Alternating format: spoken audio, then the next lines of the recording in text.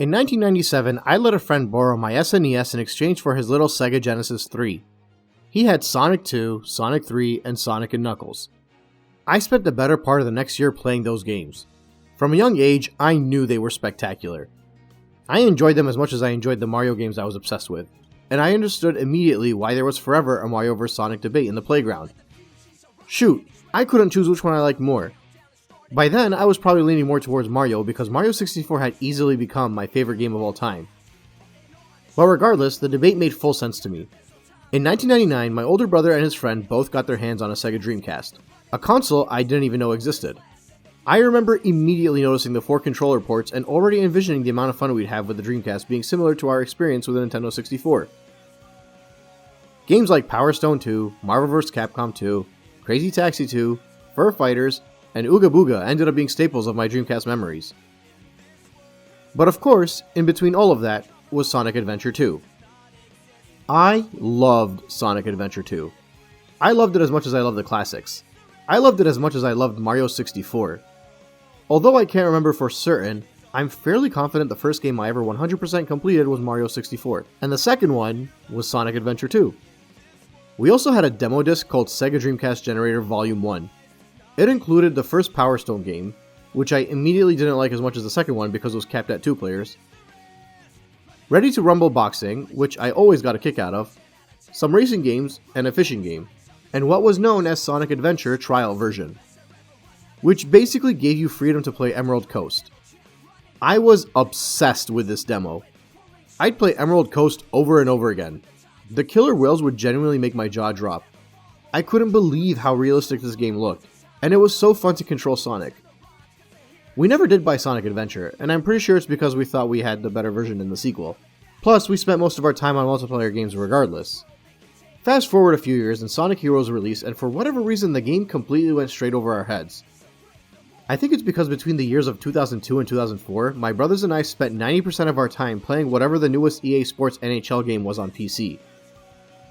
In 2005 we bought an Xbox and Halo 2 and Super Monkey Ball Deluxe, and those 2 games consumed most of our time for a while. Until one day I decided I really wanted to rent Shadow the Hedgehog. I wanted to see what the story of Shadow was. I wanted to see why he was still alive.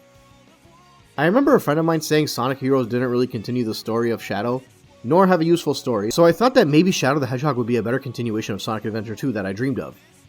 I played the game one time, start to end. Pretty sure I just ended up doing the neutral path, and I felt like the game wasn't really worth all of the time and effort it wanted me to put into it. I immediately went back to Blockbuster, returned the game, and ended up getting Kung Fu Chaos instead, which, funnily enough, I ended up buying because I liked that it was an arena fighter in the same way that Power Stone 2 was. Also, random side note, I genuinely thought at the time that 3D arena fighters were the next logical evolution of gaming, and the next Super Smash Bros. Game should be a 3D fighter because a 2D platformer fighter was outdated. I'm glad I was wrong on that one. Anyway, after Shadow, we did eventually get an Xbox 360. Although my memory is a bit skewed as to when we bought it, but I do know that in November of 2006, my eyes were strictly on the Wii. So when Sonic 06 came out like a week before the Wii, there was no chance I'd even think about buying the game. I still love Sonic though, and thought that maybe Secret Rings would have motion controls and a story that could appeal to me the way Sonic Adventure 2 did. But my Wii got stolen like a week after buying Secret Rings, so even though I knew it wasn't scratching the adventure itch, I didn't get a chance to fully realize that. After Secret Rings, college started, gaming became very different for me. It was mostly quick rounds of multiplayer games with friends and an occasional handheld game I'd get sucked into during that time. I didn't really play another 3D Sonic game until around 2017, where I ran through Adventure 1 and 2 and Heroes on Dolphin on my Galaxy Note 8 with touch controls of all things. And then eventually, I started this channel and played every Sonic game for this retrospective in reverse, from Sonic Frontiers going all the way back to Sonic 06. Check out the playlist if you want my thoughts on all of the games that followed 06. The reason I'm giving you all this full background is because as of this video, I have finally officially played every single 3D Sonic game. Well, except Dream Team, but I'll get to that. So while this might be just yet another Sonic 06 retrospective on YouTube, this, for me, is the culmination of my entire experience with the 3D Sonic series. I think it's fitting that I play this game after all of the games that came before and after it, because ultimately, you can draw a hard line in the sand for the franchise with 06. And having what follows so fresh in my memory gave me a perspective on this game that I believe is different than most other people that experienced this game. I'll cut to the sadistic chase. Welcome to the last Sonic 06 retrospective you'll ever watch.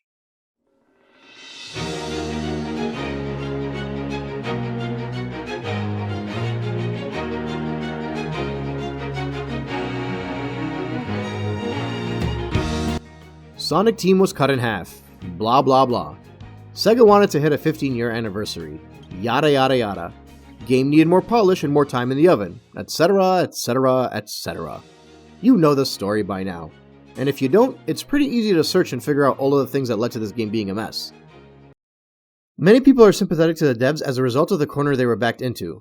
But at the end of the day, this is the game that was sold, and it deserved the reception it got, right? Well, let's delve into that. As I alluded to earlier, the mid-90s contained the playground wars of the two iconic mascots of that period. I say playground wars strictly because I was literally on the playground witnessing it. What I'm not accounting for is the fact that I was a pretty young gamer then. I mean, goodness, we're talking early elementary school here. It's pretty likely that there was a subset of fans up to a decade older than me having these same arguments in high school, except those high schoolers were too old to really care about the game. It was a different time, and the gaming community hadn't really matured yet. The ones that remained passionate about gaming, however, they were extremely passionate. They also most likely moved on to the PlayStation by then, like everyone else did, which means they spent their teenage years playing whatever genre appealed to them most on Sony's flagship, while fondly remembering their formative years involving Mario in 2D, and potentially in 3D after that, with Sonic sprinkled in between somehow. Add on to that the fact that almost nobody bought a Sega Saturn in North America, where Sonic's IP was most popular, and you basically have a whole console generation of Sega fans essentially jumping ships, and while many of them likely moved towards Sony, a plethora of them made their way towards the Nintendo 64 and developed a fondness for Mario. Many of these people would become the earliest online video game critics. I mean, think about it. Let's assume reviews started peaking around the year 2000, and on the younger end, a reviewer probably had a journalism degree, so they were likely around the age of 22. They'd have to have been born in 1978, which would make them around the age of 5 when Super Mario Bros. Released. I'm not going to assume that every single game critic is blinded by nostalgia, but I am going to assume that every single video gamer, regardless of profession, has at least a hint of nostalgia bias. Which means if you spent your formative years playing a game for hours on end, you're likely to have a lot more sympathy towards the series as newer titles release and you get older. And unfortunately for Sonic fans, I don't think they got that same kind of nostalgia bias during the dawn of the internet era. So I'm just going to flat out say it. I am of the opinion that Nintendrones were there and ready to review every Mario, Zelda, or any other series' games as highly as they possibly could. It was both better for themselves as Nintendo fans and good for their careers to be with the winning sides of the industry.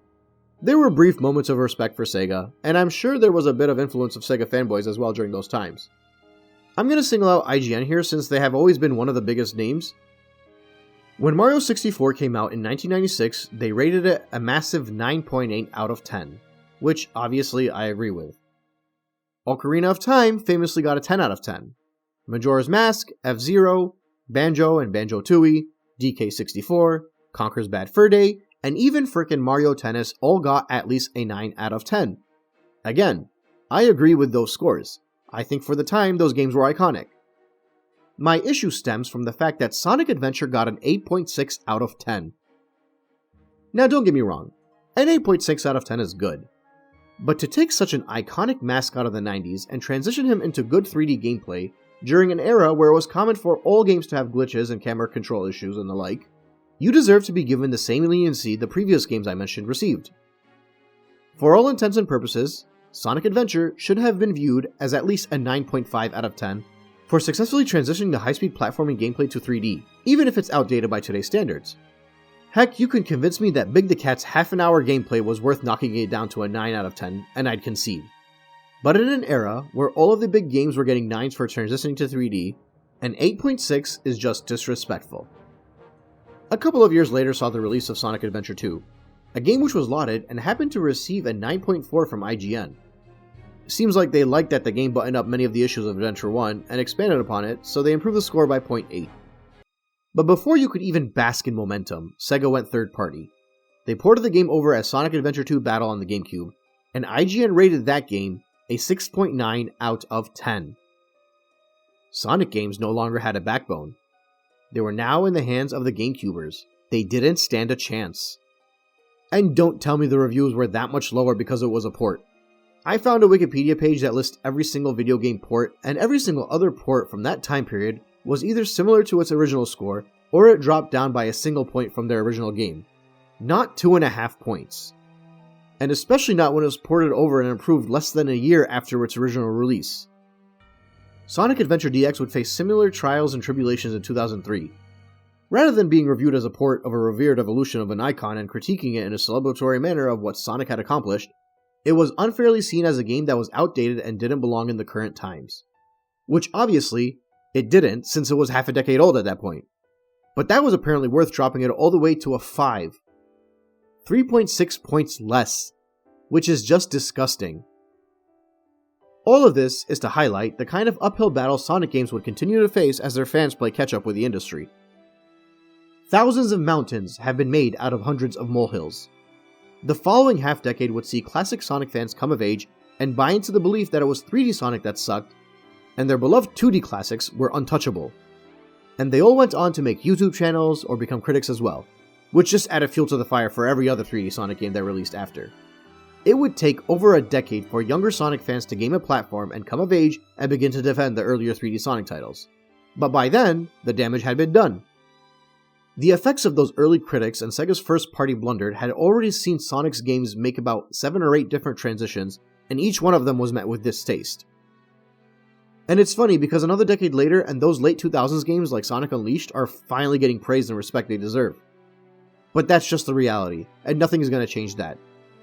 We live in a world where Sonic Lost World and Mario 3D Land, 2 games that released around the same time and I'd argue have similar gameplay and are arguably both the black sheep of their franchises, 2 games that I found to be equally enjoyable and eerily similar, are rated 5.8 and 9.5 out of 10, respectively.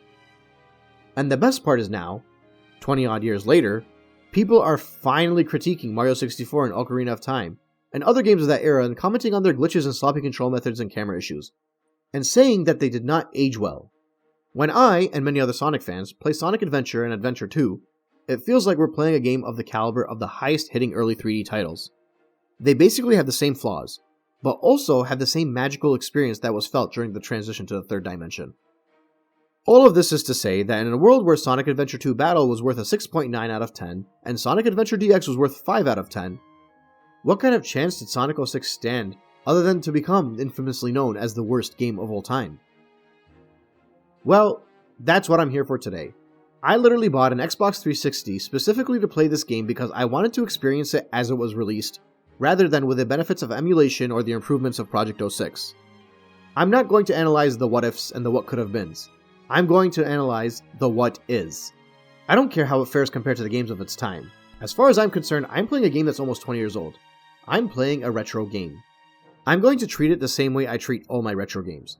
Whether they're 20 years old or 30 years old is irrelevant to me. I want to pay this franchise its due. A franchise that I loved as a child, adored when it transitioned to 3D, and have had a blast experiencing it in my adulthood. I want to review this game with the type of bias that would have been given to it had it not been let down by the industry, the same bias given to its competitors many years ago.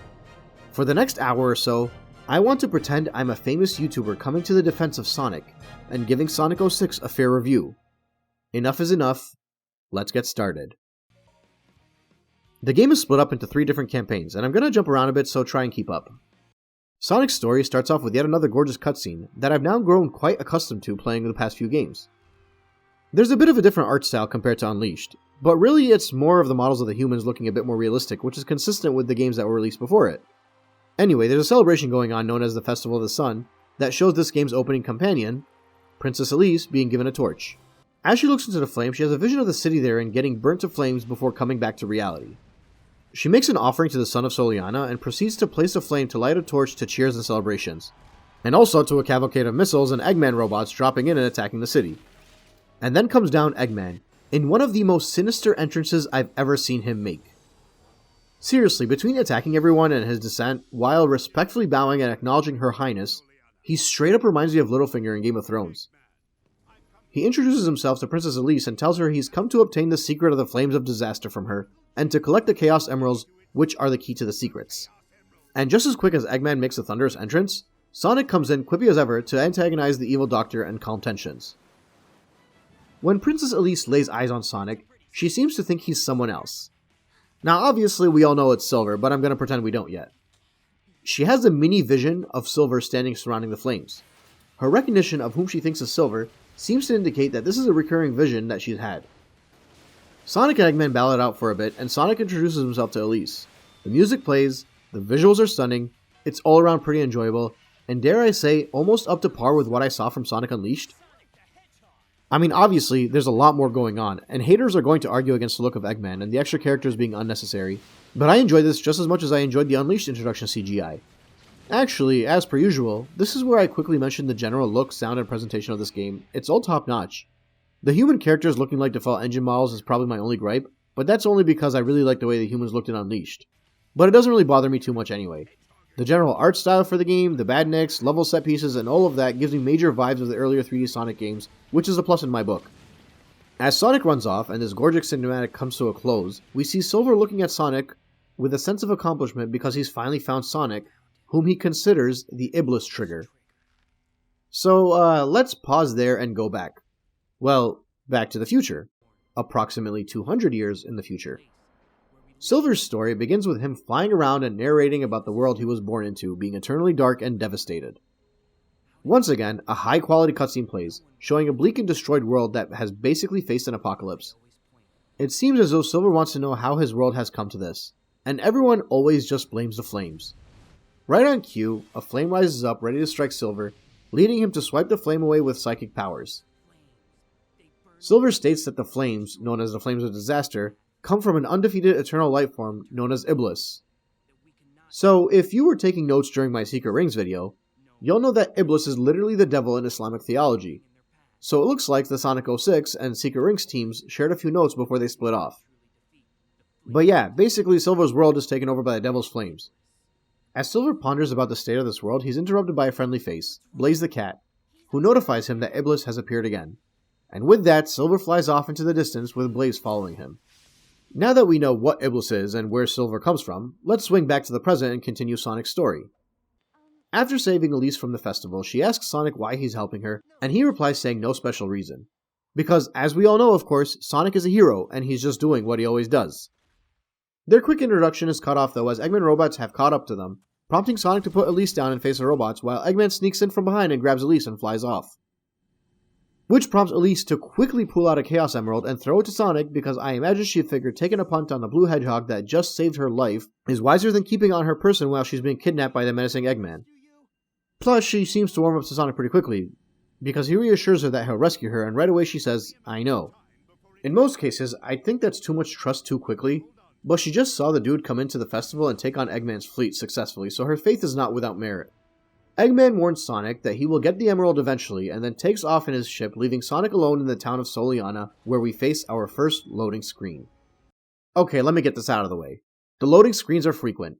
I think they're a bit on the longer end too, but I honestly don't think they're that much longer than what was the industry norm for the time. I wonder if someone could grab 20 of the best-selling games of that era and put their loading screens under the same scrutiny that this games were put under, and if it would be a lot more similar than people expect. But obviously, with all these years of critics timing and recording the game and highlighting every negative thing they could find, we are all well aware of the loading screen issues in this game, way more than we are of any other game of its time. But anyway, the main issue is they'd keep popping up. Like you'd speak to someone, see a loading screen, accept a mission, and see another loading screen, and then enter the stage or whatever and see a third one pretty quickly in succession. Each one takes roughly 15 seconds on average. And then you have to imagine that if you got a game over and had to start over, you might be repeating all those loading screens yet again. But that's not generally the case. Normally a cutscene ends and you see a loading screen and you run around the hub world and complete whatever it is you need to complete for a few minutes, and then you'll see another loading screen as you enter the stage. Funny enough though, I kept my Switch next to me with Sonic Origins and I started playing Sonic 2 during the loading screens, and I actually beat the game before I even finished Sonic's story. But admittedly, I ended up playing during most of the cutscenes too, so that's a bit of a cheat. That being said, since the Xbox 360 is outdated, and emulating has become pretty commonplace, if you play this game on an emulator, it'll not only drastically shorten the loading times, you could also play the game without game overs and include autosaves. I think the main reason the loading times drove people as crazy as they did is because you'd get into a difficult level, you'd get a game over, and end up seeing all of these same loading screens again because you realize you didn't save. I legitimately believe that if this game was backwards compatible on Series X and got rid of the loading screens, game overs, and added autosaves, you'd immediately see a wave of people online talking about how this game is way overhated. because those moments probably led to more moments of rage than the actual game itself, but I digress. After our loading screen, we find Sonic in our hub world, the city of Soliana. And do I really need to spend time discussing this? I spoke in depth about why I liked Sonic Unleashed's hub world. It was easy to know where I was headed, I enjoyed seeing the different type of people in different areas, I enjoyed solving puzzles to access new locations and looking for sun and moon medals in the hub world, and most importantly, I never felt lost or had to look up where I needed to go. In general, I don't like hub worlds. The only hub world I ever enjoyed prior to Sonic Unleashed was Peach's Castle in Mario 64. Aside from that, I just want to get in and out of them as fast as I could. Sonic 06 is the same. I didn't enjoy it. I guess if there's one thing I can comment on is that they tried to make it work with the different colored hints over the NPCs' heads. And they did add a mini-map in the corner that could help guide you if you're close to where you needed to be. But if this game had something as simple as an arrow overhead that pointed you towards where you needed to go, it would have made a world of difference. That being said, I didn't mind the town missions as quick little breaks from the action stages. I know they're usually scoffed at for this game because, well, what isn't scoffed at in this game? But the general challenge of defeat these enemies or escort this NPC or whatever were all fun enough and simple enough as basic padding and maneuverability missions. Anyway, while running around Soliana, you'll bump into Miles Prower himself, and he'll talk to you about tagging along to save the princess from Eggman. And now you'll get to run around the hub world, figuring out what you need to do with Tails following you. Personally, I love this. Tails following Sonic around in a 3D space while you play the game is one of life's greatest pleasures, and it feels so right. If you ask me, he should be following Sonic around in every game, even if it's to do nothing but interact with Sonic or help out during random stage moments. While you run around, you'll bump into hints telling you need to go to the beach, and other hints telling you need to go to the shop to buy the Light Dash. I don't necessarily like the fact that I need to go to a shop to unlock powers and move on in the game, but I'm glad the game teaches you before you start your first action stage that there might be moments where you need to power up to move on. Anyway, you do a town mission that involves jumping through rings, and then buy the Lightspeed Dash, and then make your way to the first action stage of the game.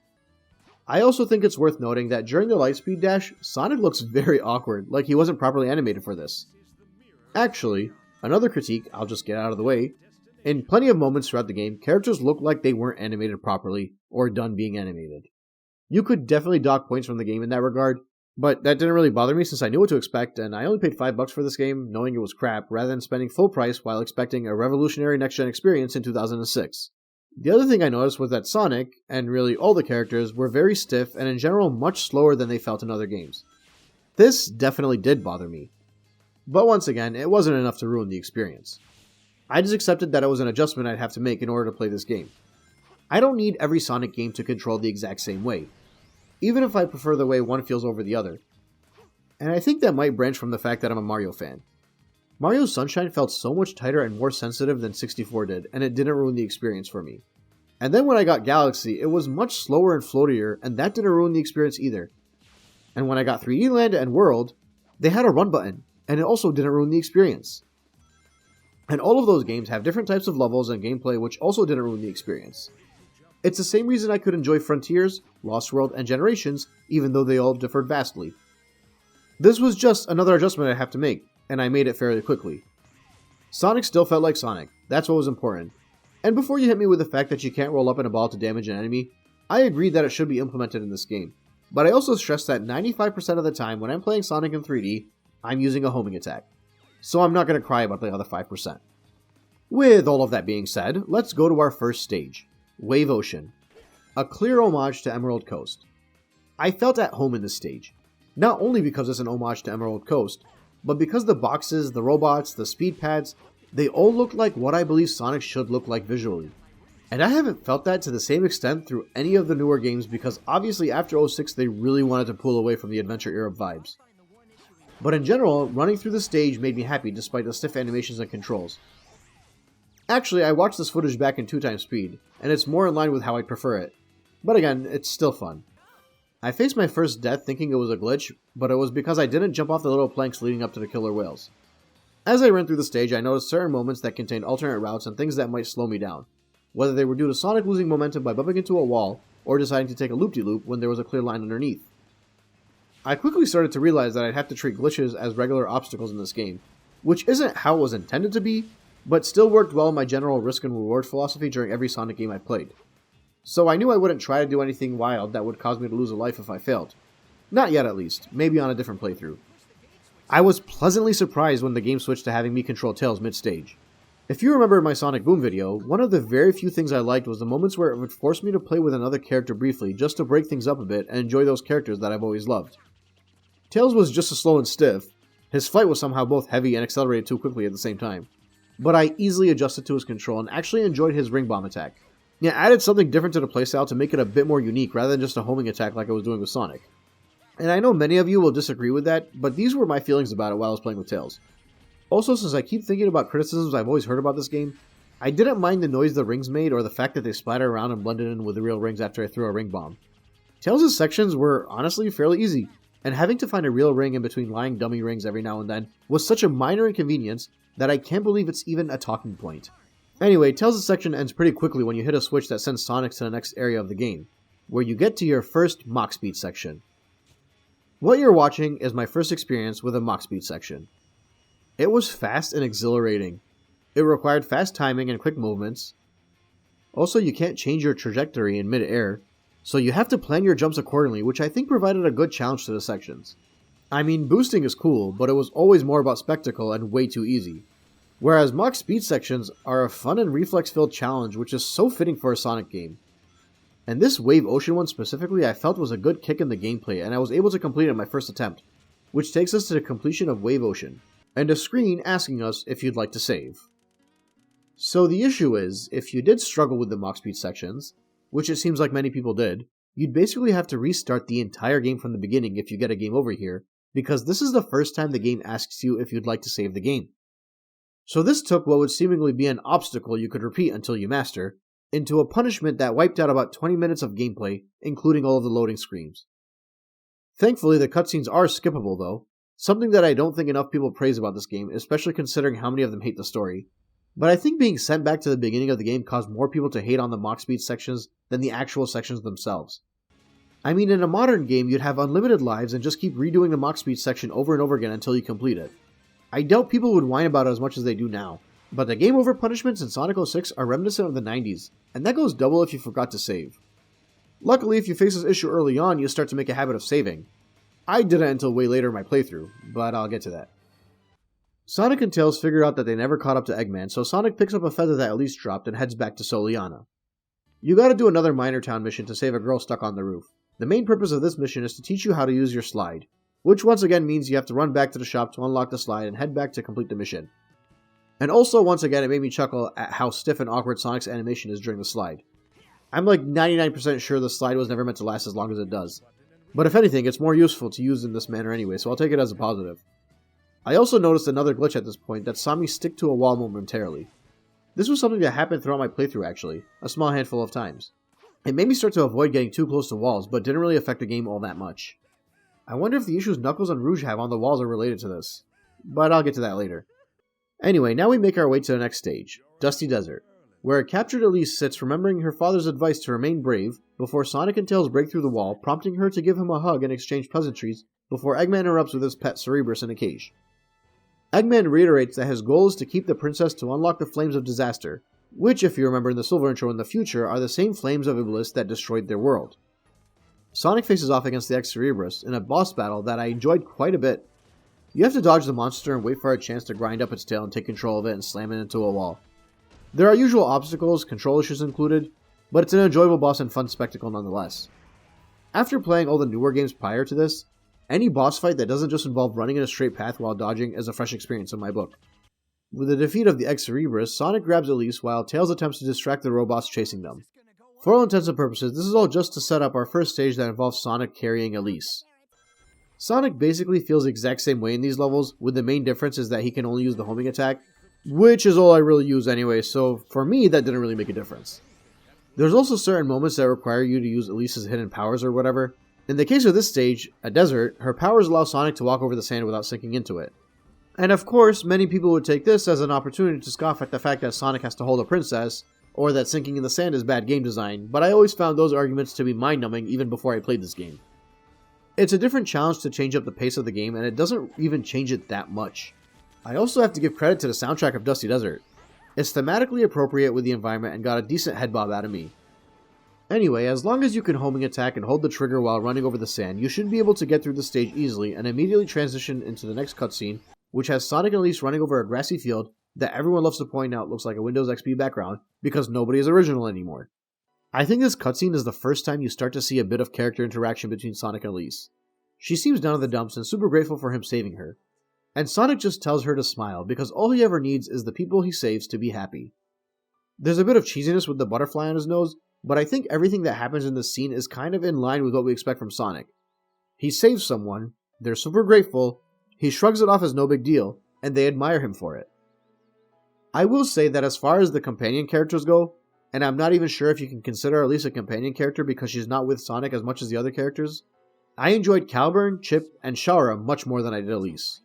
There was a lot more interaction between Sonic and the other characters in those games, so seeing their relationship develop as we neared the end of the game was more rewarding. Elise's and Sonic's interactions felt a lot more boring, if that's the right word to use. And I'm not even talking about the romance aspect, yet. Even without the romance, I felt like her and Sonic lacked a bit of character in their, well, characters. But regardless, this cutscene is totally acceptable in my eyes with how a back and forth with Sonic would go after he saved someone's life. In the second half of the cutscene, Elise gives Sonic, and by extension us, some background on what exactly the deal with the Flames of Disaster are. I remember it very well. I lost my father then. And now that man is trying to cause the same disaster again. What can I do? Sonic! Sonic! Wait! I can't run that fast! Don't worry! Just raise your head and run!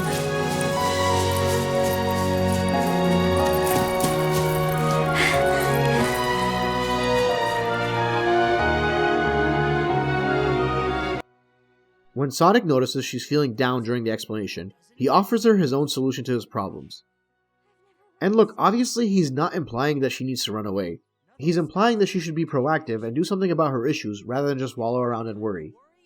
I think most people could easily pick that up if they weren't intentionally trying to look for a quota of 100 things to hate on in this game's story.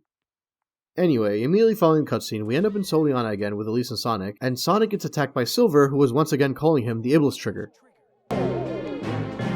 Your actions will condemn us all. Who are you? My name is Silver. For the future of the world, I will destroy you! So, much like the mock speed sections, I was expecting this fight to destroy me and cause me to die easily, but I completed it on my first try. When Silver first hit me with the "it's no use," I immediately started to mash the jump button to run away because I thought I'd be dead for sure. But to my surprise, I never got stuck in the endless loop that people online always complain about. Now, I can totally admit that me knowing this fight was hated by default caused me to keep running around in an attempt to keep my distance from Silver, but in pretty much every boss battle in every game I play, my first instinct is to not stay still and run away and avoid attacks while looking for openings. I quickly noticed that anytime he said, "How about this?" he'd attempt to throw something at me, and I would just do a homing attack, and to my surprise, homing attacks pretty much always hit him. And then I'd immediately run away again and wait for the next time he said, "How about this?" It was such an easy joke of a fight, I can't believe how much of a big deal is made out of this. And it's not even like a game over where this fight was super detrimental, because you get to save right before the fight. I feel like most gamers after the first or second death, or especially if they got glitched into an endless attack, would have looked up a tip online. Actually, there's literally a NeoSeeker forum post from November 21st, a week after the game's release, where one person asks how to beat Silver and multiple people answer how they did it fairly quickly. So I genuinely wonder if the meme behind Silver causing PTSD in this game is limited to content creators, or maybe younger children that played this game that weren't able to go online. But those younger kids often defend this game, so I'm guessing they figured it out easily as I did after the first or second death. It's hardly the most egregious boss battle I've ever seen. Probably doesn't even make the top 100. I'm chalking this down as yet another thing that was grossly blown out of proportion just for the clicks. But anyway, after their fight, Silver's story is officially unlocked. Last time, we left off with the Sonic vs. Silver boss battle. I want to start with Silver's story and get it caught up to the same fight, but from Silver's perspective. If you recall, Blaze warned Silver that Iblis has appeared and they flew off to confront him. Rather than starting Silver's story in a hub world, you're thrown directly into the action of Crisis City. If you played Sonic's story to completion already, you'll have played the stage, but this time you'll be doing the level with Silver's control scheme. And it's a good level to learn how to play as Silver. You'll quickly notice Silver is much slower than Sonic, but you'll also quickly learn that you can grab items like boulders, vehicles, and crates and toss them at enemies with ease. while also having the ability to straight up levitate through the air for a limited time. Two things that I think make Silver's experience one of the most unique control methods in the franchise. There's also random context-sensitive moments that occur throughout the playthrough that I could live without, but if anything they provide some easy guidance, so I'll take that, I guess. Silver's gameplay takes a second to master, but the game gives you ample time to master it. In the first stage, you might not be very good at tossing objects or stunning enemies, but by the end of the game you'll get better at it, and you'll also be rewarded with power-ups to utilize those skills, and you'll also know when it's advantageous to use your hover to avoid enemies altogether. The closest thing I can compare his psychokinesis power to is the Ultra Hand in Tears of the Kingdom. But imagine you took Ultra Hand, removed the proper Nintendo polish, and applied it to an unfinished game with technology from 17 years ago. It sounds like it'd be a mess, but in actuality it's very easy to use because the devs dumbed it down quite a bit in order to help you control it. As long as you can go near an object and grab it, all you have to do is use the attack button and it'll automatically get flung towards who or what needs to be hit. And you can grab multiple objects and spam the attack button. Admittedly, there are plenty of finicky moments, but it's one of those things you have to mess around with and get a feel for what it's targeting and how you need to position yourself to make sure you hit what you're going for. Again, I remember my early use of Ultra Hand while playing Tears of the Kingdom felt the same way, but after messing around with it for an hour or so I started to feel a lot more confident in my application. Same idea here. And no, I'm not saying this is better than the Ultra Hand, I'm just saying the experience was similar. The other issue with Silver, really this is an issue with most characters that don't have homing attacks or a projectile, in order to actually hit an enemy, you need to get really up close and personal. Probably too close. In the case of Silver, if you perform a melee attack, you can stun the enemies and use them as projectiles, and in many cases that'll easily kill them without having to throw a bunch of boxes at them. Similar to the use of psychokinesis, the up-close attack is something I felt more comfortable with pulling off as the game moved on, and getting comfortable doing it with Silver actually made me more comfortable to pull off all the close combat hits with the other characters. And better yet, if an enemy fires a projectile at you and you learn to time it with a bit of practice, you can catch their projectile and throw it right back at them, which is very satisfying. There's a minor learning curve, but once you figure it out, I think Silver's playstyle is very enjoyable. It's not a Sonic playstyle by any means, and I understand that for some people that ruins the experience, and I'm sorry that those people can't be pleased, but I enjoyed it. Anyway, Crisis City is basically the stage of the apocalyptic future. The bad guys are all these fiery demons. The set pieces are all these destroyed buildings. It's probably the most memorable and iconic stage in the game. Heck, it was a stage that was remade in Sonic Generations. It's so weird running through this level regardless of whose story you're playing because it's such a desolate art style and really delivers the end of the world feel of it all. As you make your way through the stage, you'll eventually encounter Blaze the Cat and get to experience her playstyle for the first time. She seems to be unanimously loved by everyone. I never played the Rush games, so I have no experience with her outside of her control in Sonic and the Black Knight, which I didn't really like. In this game, she has a double jump and a fire tornado kick, and she feels a lot more like a standard Sonic character, so I'm guessing that's where all the praise comes from. And to be fair, I did find her fun to use for the brief moments that she was involved. And I think they were very brief, because one of the biggest complaints I've heard about Blaze in this game is that she wasn't used enough. I don't really care though, because she felt close enough to Sonic and Shadow's control to me, so I feel like I got plenty of what she was offering. I also really liked her wise and calm demeanor, next to Silver's jumpy personality, so from a story perspective, I enjoyed her presence. And when you finish the stage, you'll quickly find yourself face to face with Iblis himself, and you have your first boss battle with Iblis. And I don't know what the general consensus is on this fight, but from spectacle alone, the sight of this giant lava demon with the destroyed city in the background is awesome. It was a spectacle to fight, and I think Silver's story starting off in Crisis City, quickly followed by this battle, really sets the stage. It started strong, and I really appreciate that. It helps that the fight offered just enough challenge that you had to learn to use Silver's powers to properly accomplish it. But once you figure out the patterns, it was pretty easy and gave you a chance to practice your control of Silver. Once you defeat Iblis, you'll learn that it's not all that uncommon for Silver and Blaze to face off against Iblis, and it'll just continue to keep rising up from its ashes in a never-ending battle. This causes Silver frustration, and as Blaze attempts to calm him down, he asks how he can destroy Iblis, when a mysterious voice replies, "By knowing the truth." And we get the introduction to a dark and mysterious hedgehog that looks eerily similar to Shadow. He tells Silver he needs to find the being that caused this catastrophe. And this little cutscene here really sets the mystery up for this character and piques your interest. You need to find the being originally responsible for this catastrophe. Is that really the answer to our problem? Tell me, do you know who it is?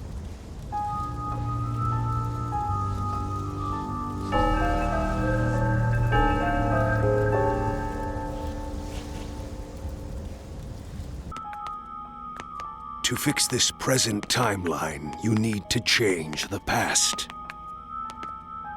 But that's impossible! With my help. The mystery hedgehog then tells him that he has the ability to help them travel through time so they can fix the past, indicating they need to go back in time to defeat the Iblis Trigger.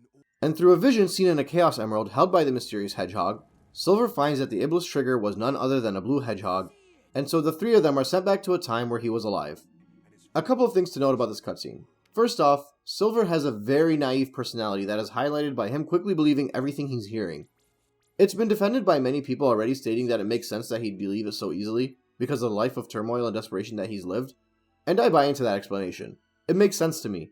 The mysterious character is clearly evil. We can see that, but I think the intention was for us to believe he was sinister from the start and to give off eerie vibes, since this would be his first introduction if you were playing this game in the intended order. The other thing I'd like to comment on is that many people like to nitpick Blaze's inclusion in this game because they are obsessed with what's canon and where she lies in the timeline. They like to note that when she says, Blue Hedgehog, it's because she's recognizing Sonic from Sonic Rush. I don't agree with that. I think her saying Blue Hedgehog is just her being intrigued at the reveal of the Iblis Trigger. It'd be like if I was in a conversation and someone said, yeah, I saw a thief run out of a store and jump into a black minivan. I might just literally look at them and say, oh, a black minivan? And that would be that. At least that's how I interpret it. Any other interpretation just seems like it would be way too much of a reach to satisfy your own headcanon, or provide you with some hate for the game. As it were, Silver finds himself alone in a large open green field in what is known to us as the present. He somehow got separated from the other two, and he's just taken aback by how unbelievable the world around him looks since it's not engulfed in flames. So he sets off to find the Iblis Trigger, and oh my god, I hate this hub world area. It's just a giant, large, grassy green area, and if I knew how much time I'd spend running around slowly in here, I'd have 100% looked up a guide as soon as I was dropped in this area. I could somewhat forgive the City Hub World, but this one is just terrible. Reminds me of Sonic Adventure Hub World, which I also felt was frustrating and a drag to run through despite many people seemingly enjoying it. Part of the reason this area stinks is because you're supposed to gather information. That's the only direction they give you. So you have to keep talking to random folks and figure out where you need to go. I'm not even sure how I ended up finding where I needed to go, but I know that when I got there, this happened. No! But after I made it back the second time, almost 16 minutes after I was dropped into this godforsaken hub world, I luckily spotted a context-sensitive pad and made my way to the next action stage, Tropical Jungle. Tropical Jungle is a ruins reminiscent of an ancient Mayan village of some sort. I once again have to praise the level design and themes and aesthetics of this game. It hit the spot well. This stage also had a few moments where I had to figure out where I needed to go by doing a bit of thinking and even some problem solving. It had all of the usual issues like hit detection when you're trying to grab a vine or whatever, but that was just more I had to learn about the game to proceed. The level is very open-ended, and you can go in multiple different directions, and I found that to be an enjoyable aspect of the stage. The openness of the level also saw me using the camera a lot more. I think in general during Silver's stage I had to use the camera the most. And look, by today's standards you'd expect something more fluid. But there are tons of games from the mid-2000s with worse cameras. I'd say it's easily mid. It didn't cause me any deaths, nor did it ruin any aspect of my experience, but I did have to tweak it quite a bit and really practice until I got good enough to use the quick snap feature that automatically throws the camera behind your character. But in general, it's passable. But anyways, where Crisis City felt more like a tutorial in that you had a linear path to run through while learning Silver's combat, this level was a lot more of a slower pace and allowed you a chance to figure out how to defeat different types of enemies or learn how different objects in the stage allow you to advance, while somewhat going on a hunt to figure out exactly how to get to the goal ring. With the stage completed, we now find Blaze walking around taking in the views of the past and pondering where Silver could be in the existence of the Iblis Trigger. And then thankfully, you're thrown right into her action stage, which is just another playthrough of Wave Ocean, using her instead of Sonic. There's nothing really new to add to this stage that we haven't gone over when we played as Sonic, but I do enjoy when these same levels are played with different control types that make it a bit easier to access different areas of the stage in a different manner. It almost reminds me of the classics where a playthrough with Tails or Knuckles would mostly be the same but have just enough of a difference where it's worth experiencing. After you're done with Wave Ocean, we're now caught up to the beginning of the game where Silver comments that he finally found the Iblis Trigger. As he's about to jump to Sonic, we get the usual running gag where Amy pops in and hugs a hedgehog she's mistaken for Sonic, causing Silver to lose sight of Sonic. After a quick introduction between the two hedgehogs, Amy offers to help Silver find who he's looking for, not realizing that it's Sonic. So we're back in the town of Soliana, and we once again have to complete a town mission to figure out how to get into Dusty Desert. In this case, it's just a quick one that requires the defeat of all the enemies within 5 minutes. A good opportunity to test your combat skills with Silver after playing him for a couple of levels. And I'm not just saying that to be patronizing, I actually did appreciate this mission, because I noticed how much more enjoyable it was to use the psychokinesis in this fight in a faster pace than it was before. I still had room for improvement, but I was improving. After you complete the mission, you're now able to access Dusty Desert. Before beginning, Amy says she senses Sonic's presence here, and obviously, Silver doesn't realize that when she says Sonic, she means the Iblis Trigger. And he's quickly distracted by how beautiful the environment they're standing in is. To Amy, it's just a desert, but compared to the hellscape he came from, this desert with the clear sky is beautiful. And that makes his tone switch to upbeat and excitedly tells Amy that it's time to get a move on. Now, we've already seen Dusty Desert with Sonic, so I have nothing to add with the aesthetics and music, and we've already gone through a few of Silver's stages, so the general progression through the stages is more or less the same. The highlights of the stage, and I use the term highlight ironically, are the areas where you play as Amy and the ball puzzle. First, with Amy. She's yet another character that's way too slow, but she does have an even slower double jump, so there's that. And apparently she can go invisible too. And she has a hammer that falls under the same issues where you have to get up close and personal to do any damage. By the time I played as Amy, I had already gotten used to the close hitboxes and slow-paced nature of the game, so while I didn't really feel her inclusion was all that fun, it was pretty short-lived and inoffensive and didn't cause me a ton of frustration or anything. If nothing else, I was glad she was included because I like to get these little short blips with other characters. Shortly after her area is complete, we get to the ball puzzle. I'm fairly certain you all already know what the puzzle is. It's one of the moments of this game that's often pointed at. My first attempt, I got very close to finishing it, and I was already thinking of how I was going to jump on YouTube and point out that it was yet another thing that all of you have over-exaggerated for the sake of content. But after that, I couldn't replicate what I did on first attempt, and it ended up taking me 30 whole minutes to get through this puzzle and complete the stage. Now obviously, I think it's ludicrous. But I'm inclined to say that I'm not opposed to this ball puzzle. I think with just a bit of tweaking it could have been fixed. If it had taken me 5 to 10 minutes of struggling and frustration, I'd even say it was a good inclusion of additional challenge to the game, even though I think for most people they'd still hate it, even if it took them less than 5 minutes. By now, most people have found a way to glitch past this ball puzzle. Actually, there are many points in this game that people have figured out how to avoid altogether, but that's not something I was really trying to do in this playthrough, which is why I haven't mentioned them, nor do I intend to. But as far as this ball puzzle goes, I think it's time for another segment of Nintending's Barely Topical Tangents. As a gamer, born in the 90s that grew up playing a generation of video games that people didn't always beat or ever figure out how to get past a certain area, I felt like the ball puzzle took me back to that time. Basically, video games back then had what I like to call the retro game bottleneck. A bottleneck, by definition, is a situation that causes delays in a process or system. From a traffic perspective, a bottleneck is that segment of traffic that suddenly slows down for half a mile until you pass by the accident or get to the now open lane and can drive at full speed again. In video game terms, it's a part of a game that out of nowhere causes a major difficulty spike and probably leads to a game over forcing you to restart the level you're on, and might even return you back to the title screen depending on when the game was made. Before the bottleneck, you can enjoy the game at a regular difficulty curve and fun pace, and after the bottleneck likewise. But during those moments in the bottleneck, you're probably yelling and screaming and frustrated because the game is broken and why would they put me through this? I hope that explains it well enough for you. One such example of the retro game bottleneck is Aladdin on the SNES. At about the halfway point of this game, it switches from a classic leisure 2D platformer and throws you on a magic carpet in the Cave of Wonders while you try to escape the wave of lava chasing you and attempting to dodge falling boulders. This stage is a life drainer. You will probably get a game over and be returned to the title screen. I had this game as a kid. For years, I don't think we ever beat the lava stage.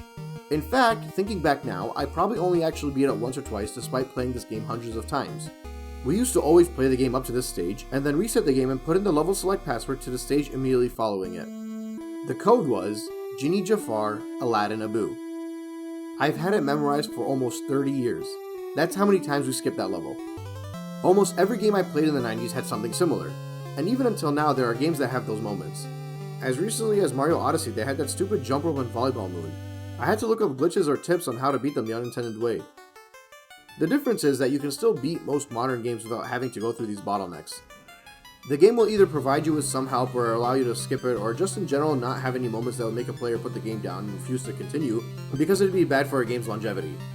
Whereas in the 90s, it was considered a selling point because you'd get years of replay value out of the game. Sonic 06 is filled with retro game bottlenecks.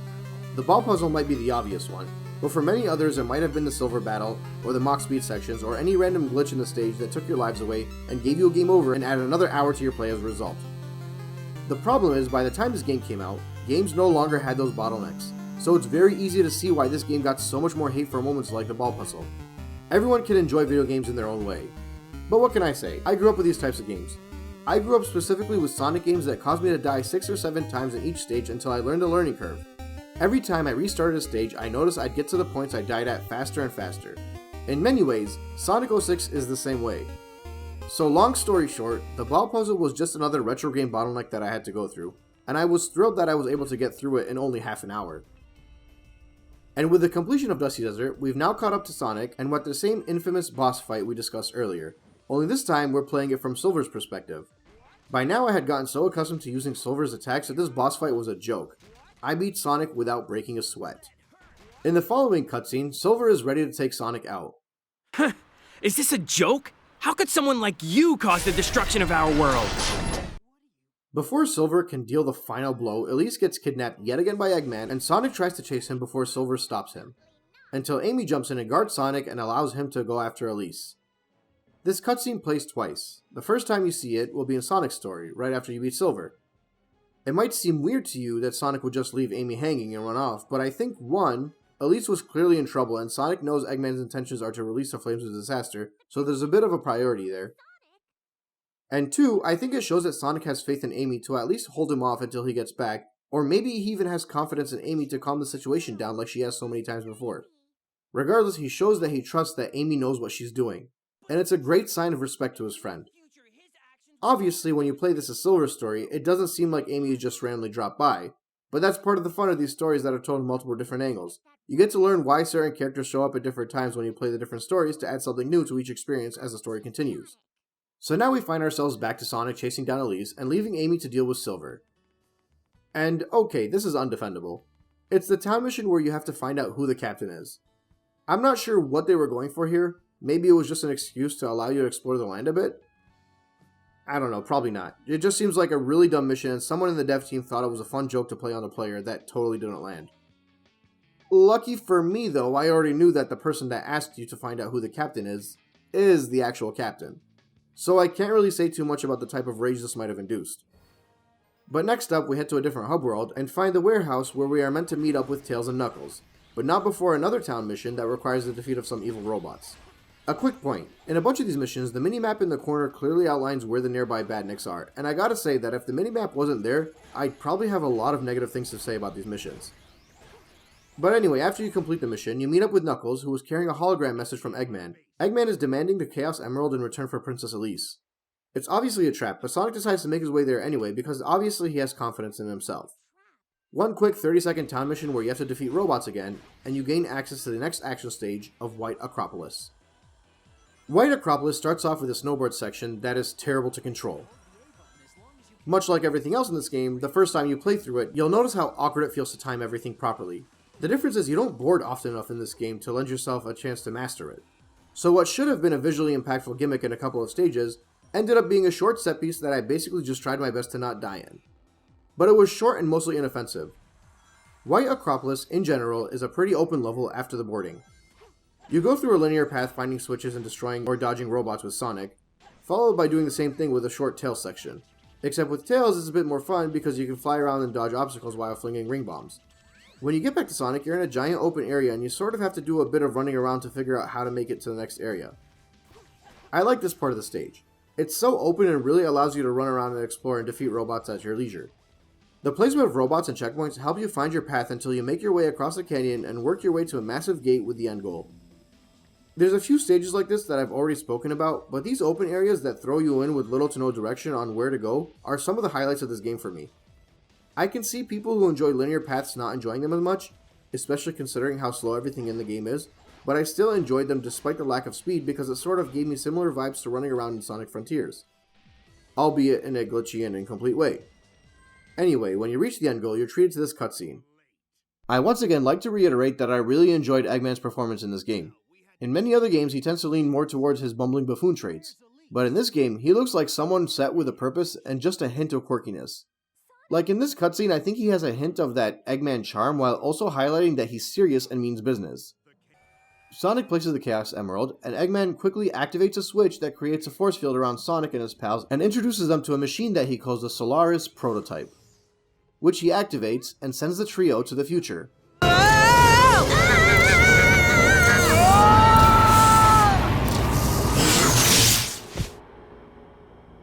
Rest assured, they're not dead. Yet. They've just been teleported by my glorious invention to another time. All Eggman apparently needs now to complete his mission and get it to run to perfection is Elise's power, since he has the emeralds, which would allow him to control the world. I think this final moment with Elise is subtle, but it's a sign of her faith in Sonic. He taught her that when she's feeling down and worried, to smile, and I think that's what they're going for here. Either that or she's holding back tears, I don't know. But I took it as a sign of Sonic's effect on her. The trio end up in the future, and much to their surprise they see Rouge and Shadow. How the heck are Shadow and Rouge in the future? Well, in order to find that out, we switch over to Shadow's story.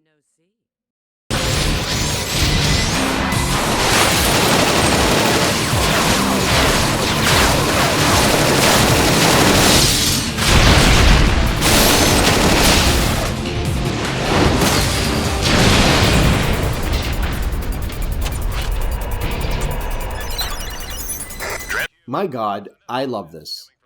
I enjoyed this cutscene almost as much as I enjoyed the intro to Sonic Unleashed. I haven't played Shadow the Hedgehog in like 20 years, but I can't imagine the intro to that game being as sick as this one. When the cutscene finishes, you immediately get thrown into White Acropolis. It's the same stage you played with Sonic, except instead of a snowboard, you have the rail sections and speed pads. Again, if this game wasn't so slow, I feel like this would lend itself much better, but regardless, instead of Tails, you control Rouge in the flying sections. It plays out more or less the same way Tails did, except you can climb through the walls to make it even easier. And just an FYI, I played Shadow's story last as I felt that's the intended way to play the game, so by the time I got to Rouge's section, I already got used to not jumping off the wall since I knew it was unpredictable. I'll go through that more in the other sections, but in White Acropolis, I just made my way across the walls until I got to the platforms you can climb onto, since that was easier than jumping off and flying around anyway. After Rouge's section, you're in a big open area that I just discussed in Sonic's playthrough. So for the most part, Shadow controls the same as Sonic, except he has a longer range for his homing attack, and has a better combat ability than just using the homing attack over and over again. But he's mostly a clone character, which fits the script. In Shadow's big area, you can't just make your way to the end goal, rather you have to destroy the 5 searchlights. The game wants you to get into one of Shadow's vehicles and drive around shooting them. I initially intended avoiding getting into the vehicle because I've always heard horror stories about the way they control, and I didn't realize they were required in the section. I spammed homing attacks on the light bases to climb up, and I was able to destroy the searchlights, thinking I was a genius. But much to my dismay, I figured out that it didn't matter and I had to go back and destroy the searchlights anyway. I found the buggy, aptly named I might add, to be much more controllable than people made it out to be. But it was an outdated control style. It didn't follow the conventional twin thumbsticks control that I was used to in games like Halo, which I think they were attempting to copy anyway. Rather, they went with controlling the truck with the same type of control you'd control your character, which takes a bit of adjustment. But it's easy enough to get used to, even if it needs a bit of polish. Plus, there was this funny glitch where I got the tire stuck in snow for a bit, but I just kept driving up until it popped up. Fortunately, I was able to use the different slopes in the terrain to shoot some of the lights from further out, and the game was nice enough to end the stage when the spotlights were destroyed, rather than making me get out of the buggy and go to the goal ring. I think if I had just jumped in the buggy instead of trying to outsmart the game, I'd have saved like 5 to 7 minutes of playtime, and I would have enjoyed the stage a bit more, because it felt like it dragged a bit more, and I think I'm to blame for that. As the stage ends, you learn that Shadow is working with Gun, which for reasons many people have already discussed in detail, makes sense for his character arc if you've been following along his story over the past few games. I won't get into it because I haven't played Shadow's game yet, but for all intents and purposes, at the start of Sonic 06, Shadow's arc is already complete. He's working for Gun along with Rouge and gets assigned missions to try and help make the world a better place. He's also very direct and mission oriented, which I think is a great observation of his personality. He doesn't care why, he's all about accomplishing the mission he's given. After White Acropolis, you fight the X Cerebrus. Again, it's basically the exact same fight as with Sonic's story, it's just a tiny bit more difficult because the space is a little more wide open. With the defeat of the Cerebrus, Shadow and Rouge enter Eggman's base and find that he's been researching Soliana and Princess Elise.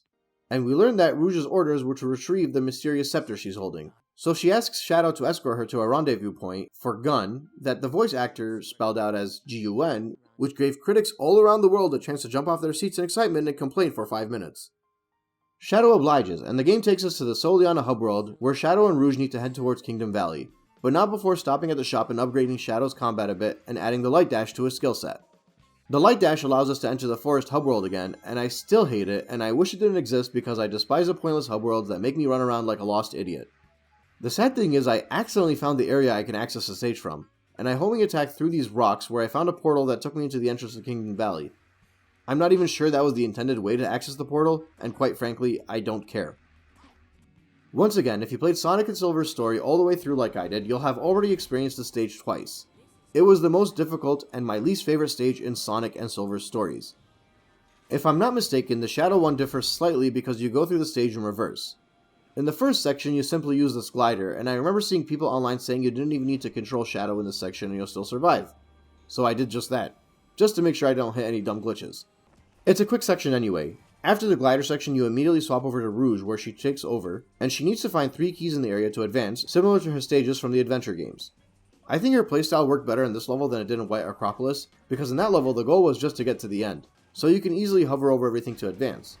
In this stage, you put her treasure hunting to good use, albeit without a radar, but the nature of this playstyle allows you to use her moveset to explore a bit more, while occasionally pausing to throw some bombs at enemies. During this stage, I actually noticed I liked her attack. It was much easier to just look at a badnik and spam bombs on them to move on. The downside though, is that this is one of those stages that saw me getting stuck on the wall when I tried to jump off. In most stages I played, if I climbed a wall, I could easily get off of it by simply going to the top or side of the wall where it ended and sliding off. In this stage, there are walls that have columns surrounding them and roofs overhead, so that wasn't really doable. It's completely unacceptable and annoying. It's a nuance, I won't sugarcoat it. But it was also just a minor inconvenience and delay for me than anything else. It didn't cause me any deaths, it just made me scoff at how they could screw something so integral to Rouge and Knuckles' moveset up. Either way, I just kept spinning the joystick and mashing the jump button until I could get off. If you fly around enough, you'll quickly notice that 2 of the keys are pretty easy to find. You just need to defeat the surrounding robots and you can get to them. The 3rd key, you'll probably need a guide for. For whatever reason, I remembered watching a retrospective that said the 3rd one required you to bomb a stained glass window, so I just looked for the window and found the key with ease. I'm certain I'd have needed to look it up with a guide otherwise. Regardless, after you get the 3rd key, you get to Shadow, and jump on this hovercraft and make your way through the water while avoiding falling towers. The only time I died in this portion was right after I got to the checkpoint because I wanted to experiment what would happen if I touched the spring with the vehicle, and sadly, nothing happened. When I came back to life, I noticed that I no longer had the hovercraft and was able to just continue on this level. And I was shocked, because I specifically remember Shadow's hovercraft dodging falling towers being a talking point, and that whole bit was so ridiculously easy that I must have just gotten lucky. I actually went back and tried the area again and it yielded the same result. Maybe people didn't realize there was a tunnel at the end you needed to go through to move on and just kept driving around the areas where the towers were falling? I'm really not sure. Someone has to explain this to me because I thought this was going to be another retro game bottleneck, and it ended up being as easy as the glider section where I didn't have to touch the controller. As the stage resumes, you continue to work your way through with some difficult platforming challenges and combat sections. I definitely died a few times in this level, and at one point I had 0 lives and I was very worried about a potential game over, but I persevered. I still hated this level, probably because of the PTSD, but not nearly as much as I hated it in Sonic and Silver's playthroughs. Upon completion of the stage, Shadow and Rouge find none other than Eggman waiting for them at the rendezvous point, as he fills in information to them about the Solaris Project, which was a project named after their sun god. It's been a while, my dear Rouge. And of course, Shadow. Now, if you'd be so kind as to hand back the Scepter of Darkness you took from me. I know I'm totally fanboying over this, but I love the fact that the trio from the villain story and Sonic Adventure 2 are together in one spot. After a quick altercation leads to Shadow saving Rouge at the expense of the scepter breaking and Eggman freaking out and retreating, we're left with a mysterious black shadow. Like a literal shadow. Flying out of the scepter haphazardly, swinging around the area. When it lands directly in front of Shadow the Hedgehog, and it manipulates Shadow, creating a thick ball of smoke. And out pops none other than the same mysterious black hedgehog that existed in Silver's timeline and told him that Sonic was the Iblis Trigger. His introduction in Silver's story was good. His introduction in Shadow's story is frickin' spectacular. After Rouge points out that he looks like Shadow, the mysterious hedgehog has a laugh and hints at how ironic it is that he was awakened by Shadow the Hedgehog. He introduces himself as Mephiles the Dark. He speaks without his lips moving. He bows his head and Zombie walks over to Shadow. There's a great bit of high-pitched piano tunes, a freaky close-up to his green eyes. It literally feels like it's coming straight out of a horror flick, and I'm all for it. He asks Shadow why he's forgotten him, which causes more questions for us as the player and really makes this guy seem all the more interesting considering he was the one that told Silver to attack Sonic like 200 years in the future. He returns his favor to Shadow, a one-way ticket to oblivion, and then sends him and Rouge 200 years into the future. Now a quick sidestep. The name Mephiles has been said to come from Mephistopheles, which many people like to incorrectly claim is the devil. Mephistopheles is not the devil. He's an agent that works for the devil. I feel like it was just said by an early YouTuber and everyone just quickly echoed it in their videos. In every Sonic 06 video I've ever watched, people just say, yeah, Mephistopheles was the devil. It's funny because nobody ever mentions that Iblis is literally the devil. I'm getting ahead of myself here, but Iblis and Mephiles are the two main bad guys in this game. Iblis is the devil. Mephistopheles, or Mephiles, works for the devil. In Faust legend, Mephistopheles searches to serve and ultimately collect the souls of those who are already damned. Meaning he's not there to corrupt, he's there to guide those who are already corrupted towards the devil, which we established is Iblis. Are you guys seeing the connection yet? Mephiles believes Shadow is a damned and corrupt individual, and I'll circle back to this point later. Shadow and Rouge enter a nearby base and discover they're actually in Eggman's base, but approximately 200 years in the future.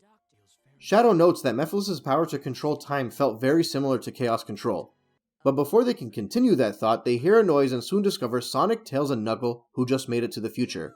The five of them look around at the destroyed landscape, and Shadow and Rouge fill them in that they're in the future, causing them to realize that Eggman's machine can control time. They determine that in order to get back, they need to use Chaos Control, but they need more power, which basically means they each need to find an emerald. The cutscene ends. Whether you're doing Sonic or Shadow's playthrough, you start Crisis City. In Sonic's playthrough, the early section involves a board. In Shadow's section, it's identical and you're driving his buggy. The next part of the level is similar yet different for the two hedgehogs. Although it might actually be the same level, but I just took alternative paths. I'm not sure. In Sonic's playthrough, I found myself flying through the stage a bit easier and at a faster pace. In Shadow's stage, I noticed myself doing a lot more rail grinding and combat, and dying due to the game's finicky hit detection during the homing attacks over bottomless pits. But there were a whole lot of repeating set pieces, so I think they were more or less the same stage. The third area for Shadow included another air glider section. This time you actually had to try, and I took a lot more damage than I expected I would, but it's still easy enough to get through without dying. After the air glider, you get to another section on the buggy. I swear this whole part right here feels like it was ripped straight out of Halo 3, but that game came out a year later. So my new headcanon is that Halo 3 ripped off Sonic 06, but did the Warhog run better. Plus, the buggy explodes pretty quickly here and you move on. And I swear, after this moment, the Crisis City stage for Shadow just kept going. More bad guys, more rail grinding, more jumping, more homing attacks. It felt like it would never end. And I kept dying after doing a homing attack at the stupid flying Firebird at the beginning of the stage. I just freeze in midair. It drained so many lives, and it caused me to game over after I passed it and got further along, when I died again with fewer lives. I didn't mind Sonic or Silver's Crisis City, but I didn't really like Shadow's. It was very difficult and I was relieved when I finished it. But when you finish the stage with Shadow, you not only find a Chaos Emerald, you also find an old and beat up version of Omega. Shadow legitimately does not want to leave him behind. This is the Team Dark reunion. This is Shadow's friend. So far during Shadow's story, he saved Rouge twice, including one time allowing the Scepter of Darkness to break in order to prioritize saving her. He doesn't want to leave Omega behind, but Rouge tells him there's essentially nothing they can do and he reluctantly agrees. It's easy to see how much this trio means to one another. In a lot of ways, their relationship is much more fleshed out in this game than Team Sonic.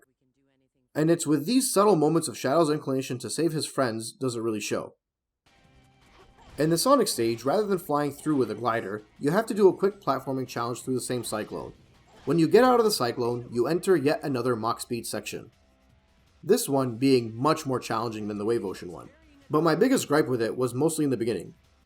I'm not sure which direction my muscle memory was telling me to hold the joystick, but I kept losing lives by either holding forward or up and falling off as soon as it started, which ultimately did cost me a game over. But on my second run through I managed to make it through the stage pretty quickly, and within like 4 minutes I was back at the Mach Speed section again, further cementing that I think Crisis City was a lot easier with Sonic than it was with Shadow. This time I showed up with 7 lives to the Mach Speed section, but I only needed 2.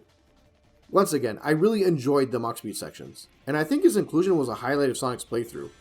They're really not as difficult as so many people make them out to be. I just took them as slightly difficult spikes and tests on my timing. It's okay to lose rings, you just need to make sure you're quick enough to grab one after getting hit.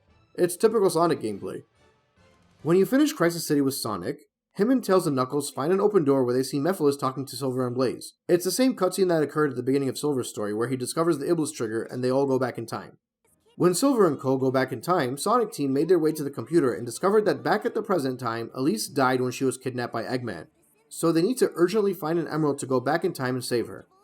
Sonic Team then catches up to Rouge and Shadow just after they finish Crisis City stage, except in their case they actually managed to find an emerald. I love this little exchange here where Rouge throws shade at Knuckles, implying that she's a real treasure hunter and he isn't. It's a good bit of banter and a fun callback to their rivalry in SA2. The next stage is Flame Core, and I believe this is completely identical regardless of whether you're playing Sonic or Shadow's story, with the main difference being the placement of some of the enemies, and Shadow's version being slightly more difficult, requiring you to defeat more enemies to advance in certain areas by uncovering a switch and whatnot. This level, and this game really, gets a simple bit of praise from me in the fact that you don't instantly die if you touch fire. You can still try and gather a ring and get to a platform. You basically fight your way through the outside of the volcano with pouring lava and eventually make your way inside the volcano. Shortly after you get to the volcano, there's a section where you have to attack these floating lava orbs to light up the area so you can find your path through the stage. When I first got to these darker areas, I thought I'd be frustrated and all, but it was surprisingly easy to maneuver as long as you kept looking for the orbs. And once again, the lack of an instant death when you touch the lava takes this level from being one of my least favorite to actually being one of the most enjoyable ones for me. While Sonic's stage was easier, I think I died more during his playthrough because I was still learning the ropes, so by the time I made it to Shadow, it was a breeze to get through even with the extra obstacles in my path. Which I reiterate, and I'm speaking strictly for myself. When I repeat a stage in any platformer and find myself running through it with ease because I've become more familiar with the stage, it generally means I'm learning to play the game more and usually means I'm having a good time if it's a Sonic game specifically. In the next area, you switch to Knuckles or Rouge depending on whose story you're playing as. This is the first time you get to use Knuckles. He basically has the same flight as Rouge, but instead of the bombs he has that very close combat melee. The section is identical between the two characters though. You probably won't do much combat anyway, at least I didn't. I focused my time on finding the 5 orbs and hoping I didn't get stuck to the wall. Once you light up all 5 orbs, you can move on to the next section. It took me one death with Knuckles to figure out what I needed to do and how to maneuver around the area, but on my second life it took me all of like a minute to find the orbs. And when I did Rouge's playthrough I had the same success. Now although the getting stuck on the wall glitch is terrible, I found I enjoyed these sections a lot more if I tried to focus more of my time not climbing on the walls unless I knew I wouldn't have to jump off of them. So these short sections controlling Knuckles and Rouge were just a typical fun change of pace during my stages. Anyway, shortly after this section, you switch back to Sonic or Shadow and make a quick dash towards the rest of the volcano and towards the goal ring. The 5 of them found a second Chaos Emerald. And just as they were ready to grab it, a smaller form of Iblis appears.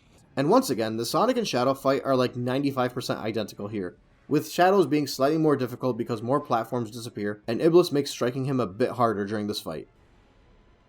Basically, you need to jump around these platforms and dodge Iblis' attacks until he creates a bridge that allows you to strike an orb and he jumps towards and catches onto. When that happens, you can deliver a strike. As the fight goes on, it'll get harder and harder to dodge and make your way to the orb and deliver the final blow. Why this boss fight gets so much hate is beyond me. Why any boss fight in this game gets so much hate is beyond me. There are a lot of criticisms for this game that make sense to me, but there's so much creativity in a lot of these boss fights that I appreciate, and I genuinely think they're some of the most enjoyable in the whole series. And I've only just gone through about half of them.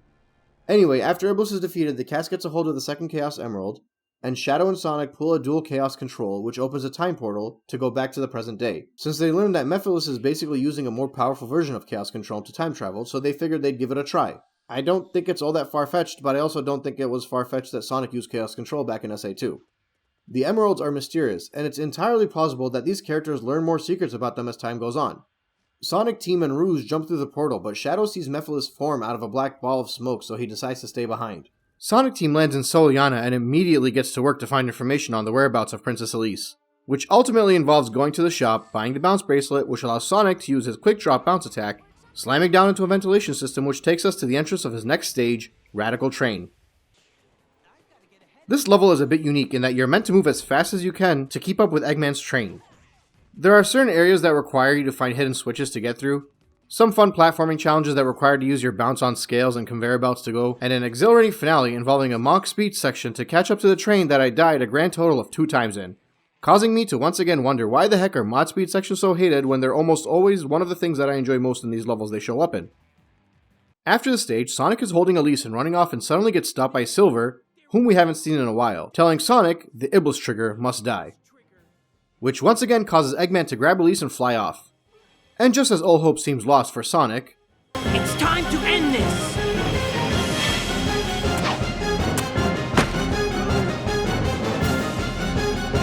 Mephiles! Why are you getting in my way? I'm Shadow. Shadow the Hedgehog. before we continue with their standoff, let's move back a bit to figure out what happened since we last saw our Hedgehog heroes. We'll start with Silver. Shortly after his fight with Sonic, Amy stepped in to allow Sonic to escape. For destroying my world! That's crazy!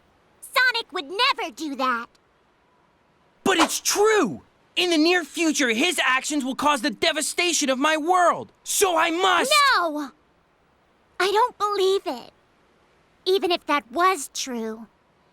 If I had to choose between the world and Sonic, I would choose Sonic! I know this scene gets memed a lot, and maybe it's because I grew up watching a ton of foreign films from multiple different cultures where statements like this are fairly common, but what Amy is saying here is a sign of her loyalty because of how good Sonic is. It's not meant to highlight that she'd let the world end because of Sonic. It's meant to show Silver that this Sonic character he thinks is a destroyer of worlds is such an amazing person that it's nigh impossible that he would cause the destruction of the world. You can see it in Silver's expression after she says it and runs off, and he goes to the ocean side and contemplates it all, where Blaze finally finds him and he begins to question the morality of his mission. He asks Blaze if killing someone to save the world is right, and I really appreciate the way Blaze replies to him. You're so naive. Whether it's right or wrong, I can't really say. But what I do know is, if we don't take this chance, the future will remain exactly as it is.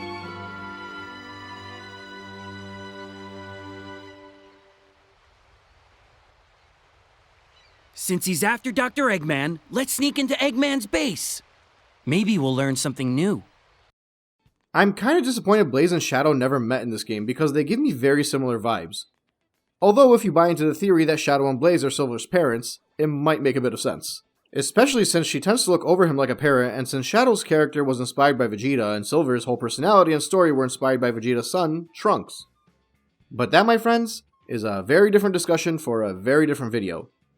Blaze reassures him that they need to do whatever it is that they have to do, so Silver suggests they sneak into Eggman's base because he thinks they'll bump into Sonic there. Before heading to the next stage, you need to upgrade Silver's moveset a bit. And I gotta tell you, even though I was already starting to get the hang of his movement before these upgrades, adding these 3 power-ups make using him a lot more functional. You can now stun enemies by basically ground pounding next to them and grab more enemies from a wider range, and it makes it a lot easier to defeat robots when you don't have to get up in person and stun them. By using his new power-up, you're able to enter White Acropolis. You start the stage off running as Blaze, which is much more fun than when you have to board down the area with Sonic. Not much has changed in the stage. The difference is the rest of the level is done with Silver, so in the areas you use Tails or Rouge to fly over in Sonic and Shadow's playthroughs, you can simply use Silver's hover to get through. You are required to do a lot more combat to unlock the access to areas as you move along though, which is a general theme in Silver's stages. So the stage does take a bit longer in that regard. When you make your way to the final large open area that saw you destroy the spotlights in Shadow's story, you're basically just able to run through it and get to the end like you did with Sonic. With the completion of White Acropolis, Silver and Blaze are faced with the next boss fight, the Egg Genesis. Basically a giant ship that you have to spend a lot of time running around and dodge attacks while also grabbing crates or projectiles to throw back into it whenever it shows its weak points. This fight took me a bit longer, but for some reason by this point in my playthrough, I was still focused on grabbing crates than I did on grabbing missiles I was being attacked with. So I think if I was able to redo this fight, I'd finish it in like half the time, because my brain fart made it last like 5 minutes longer. But regardless, it's another properly designed and unique fight that I have to give the game credit for. With the defeat of the Egg Genesis, Blaze and Silver find a Chaos Emerald. It's said this gem can transform your thoughts into power. Collect 7, and a miracle's supposed to happen. Keep it as a lucky charm. Next, we find Amy sneaking around Eggman's base because she's looking for Sonic as well. She ends up bumping into Princess Elise, and together they escape Eggman's base and make it to Soliana. Amy recognizes her as the Princess of Soliana and says she's certain someone would definitely be on their way to rescue her, because she's the princess.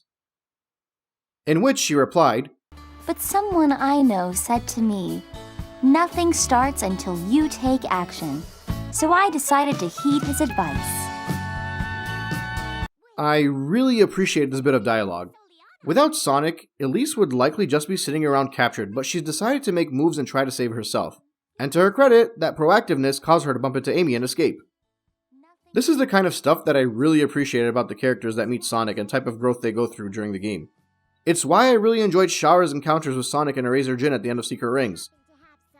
The positive effect Sonic has on people is always an enjoyable moment of the plot for me. Of course, Amy craps on the whole moment by going, "Teehee, do you have feelings for this guy?" And as Elise is all shy about it, Amy basically hits her with a, "You go girl, he'll definitely be into you."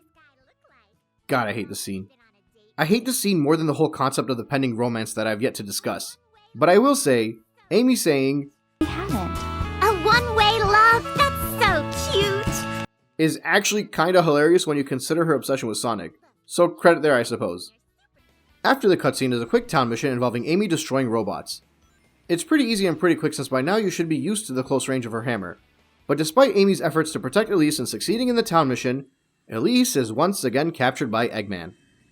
Silver and Blaze meet up with Mephiles for the first time since he brought them back to the present. Silver asks Mephiles why they need to defeat the Iblis Trigger, and Mephiles basically gives him the same response Blaze did, in that it shouldn't matter because if he's not destroyed, his future will remain the same. Mephiles then points him in the direction of the train station and tells him Sonic is there. In order to enter the train station though, we need our next Silver attack, the Heart of Wind, which is basically just a quick teleport dash which you use to get past guards via a quick town mission, and enter Radical Train. Once again, this level is basically the same as when we played it with Sonic, except it skips the whole angle of having to catch up to the train, and you spend a lot more time on the scales by using crates to manipulate the weights of them to get by. I especially appreciate the part at the end where if you spend a bit of time looking around, you can take the easier path up top that allows you to avoid running through the robots on the bottom. But either way, as long as you chug along, you'll make your way through Radical Train, and with that we're all caught up on Silver's story. So let's go figure out what happened to Rouge and Shadow after they entered the time portal. When Rouge returned to the present, she noticed the Chaos Emerald Shadow used in conjunction with Sonic to perform Chaos Control made its way to the present despite Shadow staying behind in the future. She's immediately greeted with communication from Gun asking her if she retrieved the Book of Darkness, even though they meant Scepter of Darkness, but hey, at least they got the subtitles right. She tells him she'll give them a status update shortly, but needs immediate contact with E123 Omega, and she clearly has something on her mind that has to do with the fact that she saw a version of him in Standby in the future. This takes us to her version of Tropical Jungle. A way too easy version of Tropical Jungle, I might add. The only remotely challenging part is the end where you have to defeat the enemies to remove the bars guarding the end goal. Aside from that, it's a straight flight to the goal ring. Rouge confronts Omega, and they have a bit of back and forth and catch up on the situation at hand. She gives him the Chaos Emerald and tells him to give it to Shadow, which he obliges. Meanwhile, Shadow is back in the future facing off against Mephiles. So, decided to void your return ticket now, did you? Why are you here? Did you ruin this world? The answer's yes and no. Perhaps it's better to show you.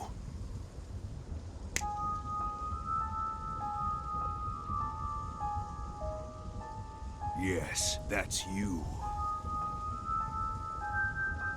After the world was devastated by Iblis's flames, what do you think happened?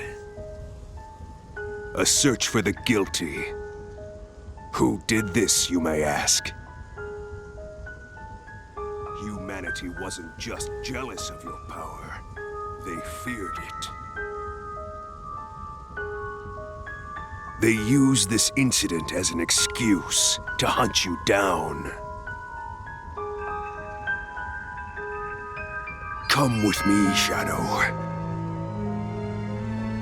Let us punish this foolish world of humanity. It's only fair to give back what was intended for you. You have every right to want justice. That's absurd. Whatever it is you want to do, you can do it alone. You forgive humanity this folly, then? I determine my own destiny.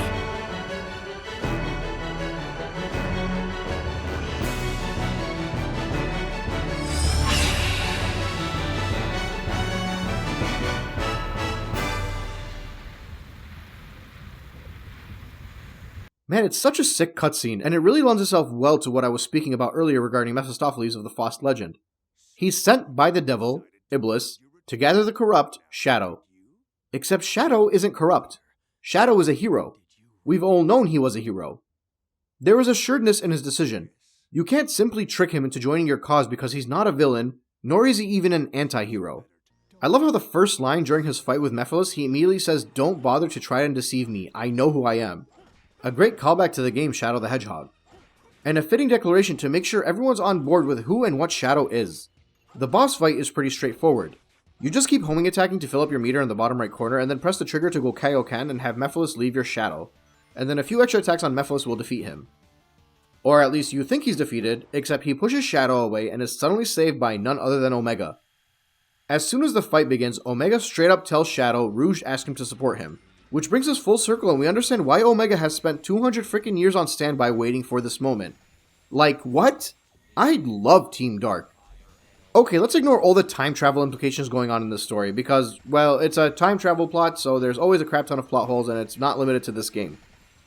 But the concept that this robot sat tightly and waited this whole time because he trusted his friend Rouge that he'd have to one day help his other friend, Shadow, is so awesome and endearing.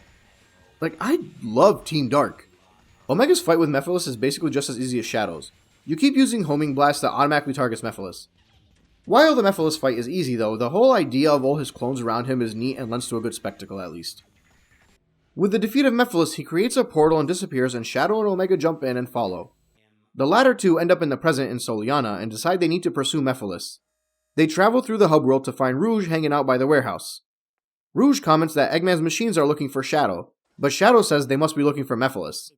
Shadow tells Rouge and Omega to continue their search for Mephiles because he's going to head towards Eggman and figure out exactly what he wants with Mephiles. Radical Train with Shadow is very similar to Sonic's, except when Eggman's train reaches the barriers, he needs to quickly damage the train before moving on to the next section. Aside from that, in the final area that Sonic had a Mach Speed section, Shadow has to use his motorcycle to gun down the train and keep up with it before it reaches the end. It took me 2 or 3 attempts to get through this train section, and I'm not exactly sure what I did differently to succeed, but I guess I was moving a bit faster and was able to destroy the train by the end of the stage.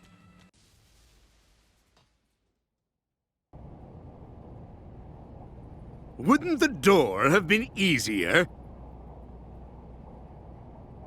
So, what do you want now?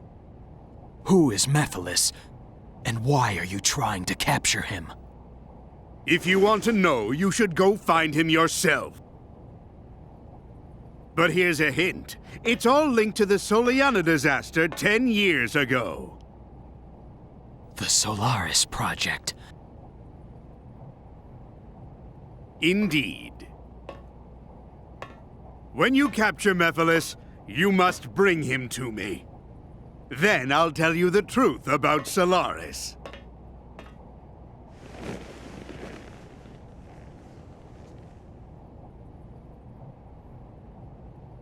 Okay, so the more this game continued, the more I enjoyed Eggman's performance.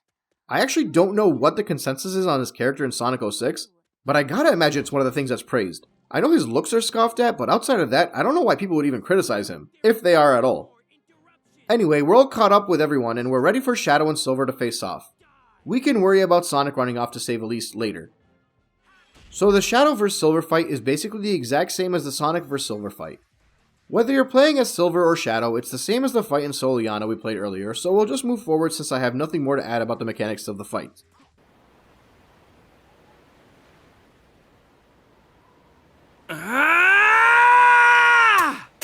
Chaos Control!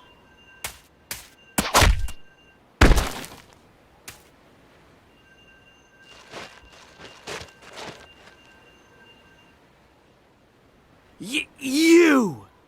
Don't bother. With the Chaos Emerald's power, I control time and space. You can't break free. I won't give up! It all depends on me! Can't lose! Not when I'm so close!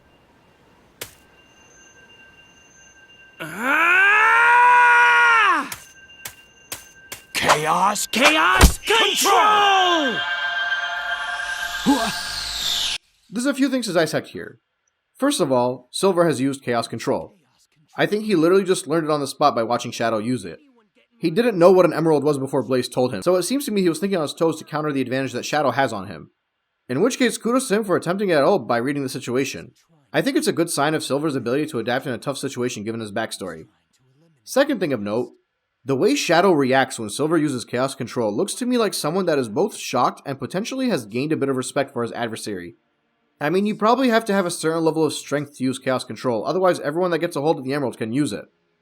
It's the same respect that Shadow garnered for Sonic in SA2.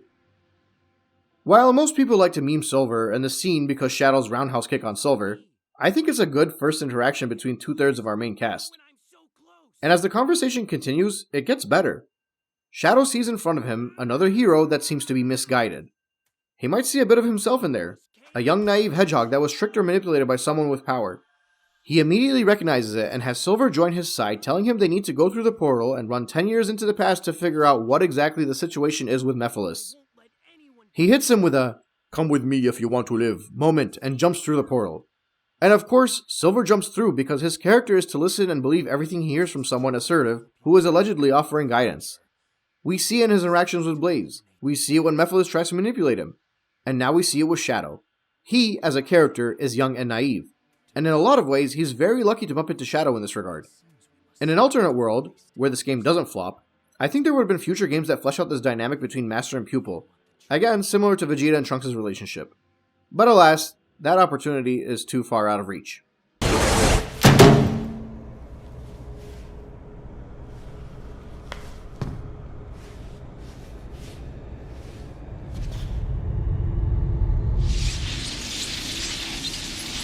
An electromagnetic pulse has just been generated, injecting a decompression agent. No, the level's not dropping. A spatial meltdown is inevitable. My lord, it's too late. We've got to take shelter. Why, Solaris? Why do you refuse to listen to my voice? Father! Elise!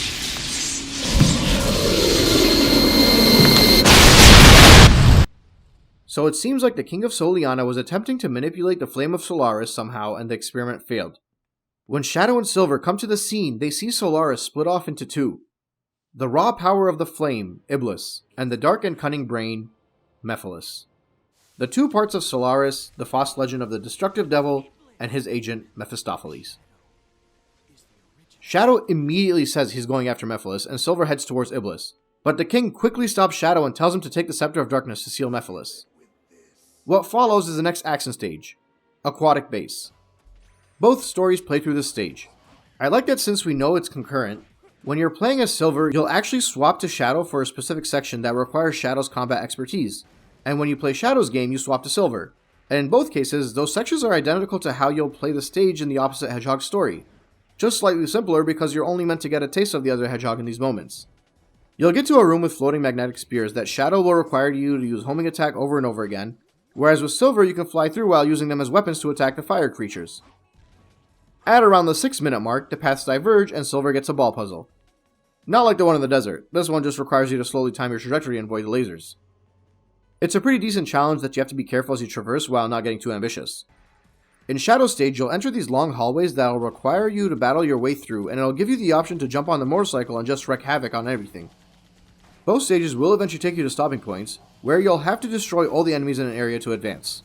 All in all, I think this is another good stage, and narratively, it's a nice setting for the past. I like that when you're sent in the past you're in an advanced laboratory, whereas in the future you're in a destroyed Crisis City. Silver's stage does drag on a bit longer than Shadow's and offers more of a challenge as you get more rooms that require you to use floating magnetic balls to advance.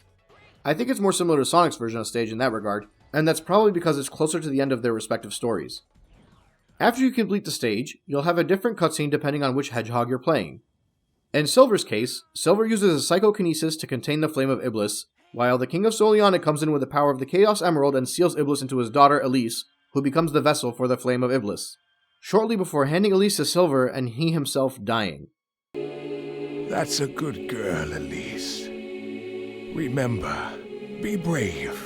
Don't cry, no matter what happens.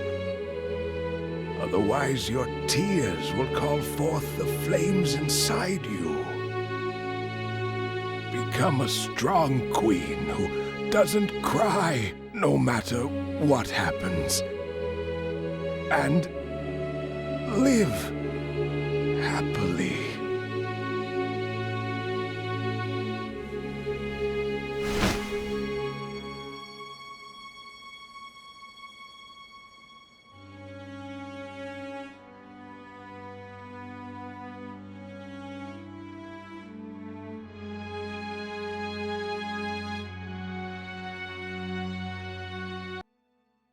And we now understand why Elise mistook Sonic for Silver in the opening cutscene of the game. She had a very faint memory of him in the past that probably felt like it was nothing more than a dream to her. We also learn that if she cries, it'll let Iblis escape, and it explains why her personality is so dry and monotone throughout the game. She has to contain her emotions and essentially be a robot her whole life. And I mean, there's obviously a lot of plot holes and questions here. Nobody really explained to her why she couldn't cry. In addition to it all, she definitely didn't spend the last 10 years not crying. But as far as I see it, I think the whole no crying thing is meant to be symbolic more than anything else. There are many examples of shows and movies and anime even where a character that cries has some kind of supernatural effect. I remember in one of the Men in Black movies, I think it was Men in Black 2, a character was told that when she cried, it rained. And I don't know how often the average person cries. Google tells me it's 2 to 4 times a month, and the average precipitation depending on your location can be something like 120 days a year. So does it mean she cried significantly more than the average person? Does it only rain where she lives? There's all these unanswered questions, because of course there is. The only people that scrutinize these plot points to this extent are looking for things to moan about. Especially when these plot holes take place in supernatural worlds targeted for kids. They're not college dissertations on the theoretical metaphysical abstinence of time travel and crying princesses in our world. Anyway, in Shadow's case, he seals Mephiles in the scepter.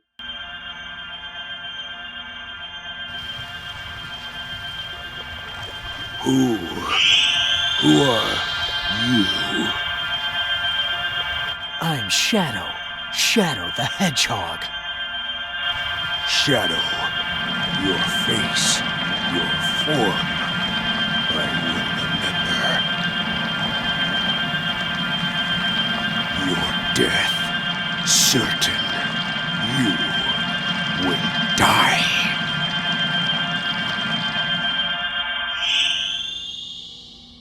And we now understand why when the scepter breaks in the future, Mephiles comes out recognizing Shadow and takes his form even.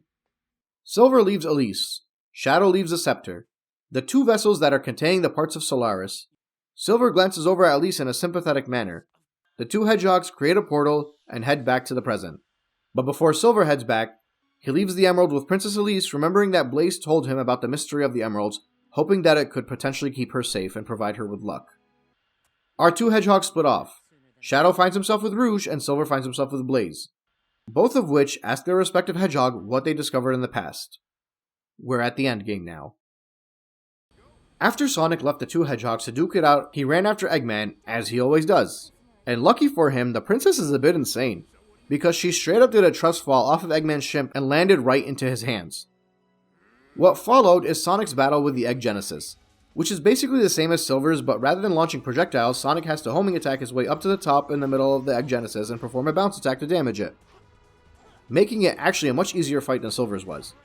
With the defeat of the Egg Genesis, Sonic and Elise escape and he continues to run off while carrying the princess, but not before she tells him she owes him a lot for her development and he swoons over the compliment. Next, we're required to use Elise's power to allow us to walk on water and enter into the tropical jungle, another stage that requires us to carry Elise and power on through. And in my opinion, this is a very good designed stage. It's very different to both Shadow and Silver's stories, tropical jungle stages that kept you in a big maze. This is more similar to a general linear level in the adventure series. I think the uniqueness it offers between the playthroughs is well worth it because these stages could start to get repetitive if they were the exact same thing all the time. And while there are moments like that throughout the game, there are also plenty of moments where they do well changing things up just enough and offering completely different stages altogether in some instances to keep it unique per playthrough. I never felt like it got too repetitive or boring as I played through the stories. Anyway, after Tropical Jungle, there's a whole sappy scene between Sonic and Elise that you can see where all the budget of the game went into. Elise, you should go back to the castle. Okay. Sonic?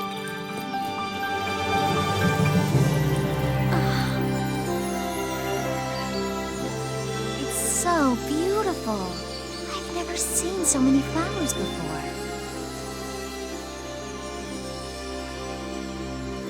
Sonic, have you visited many wonderful places before? Yeah. Once you defeat Eggman, you'll leave, won't you?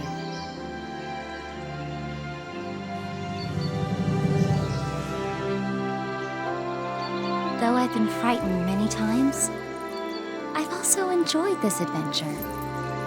It allowed me to be something other than a princess.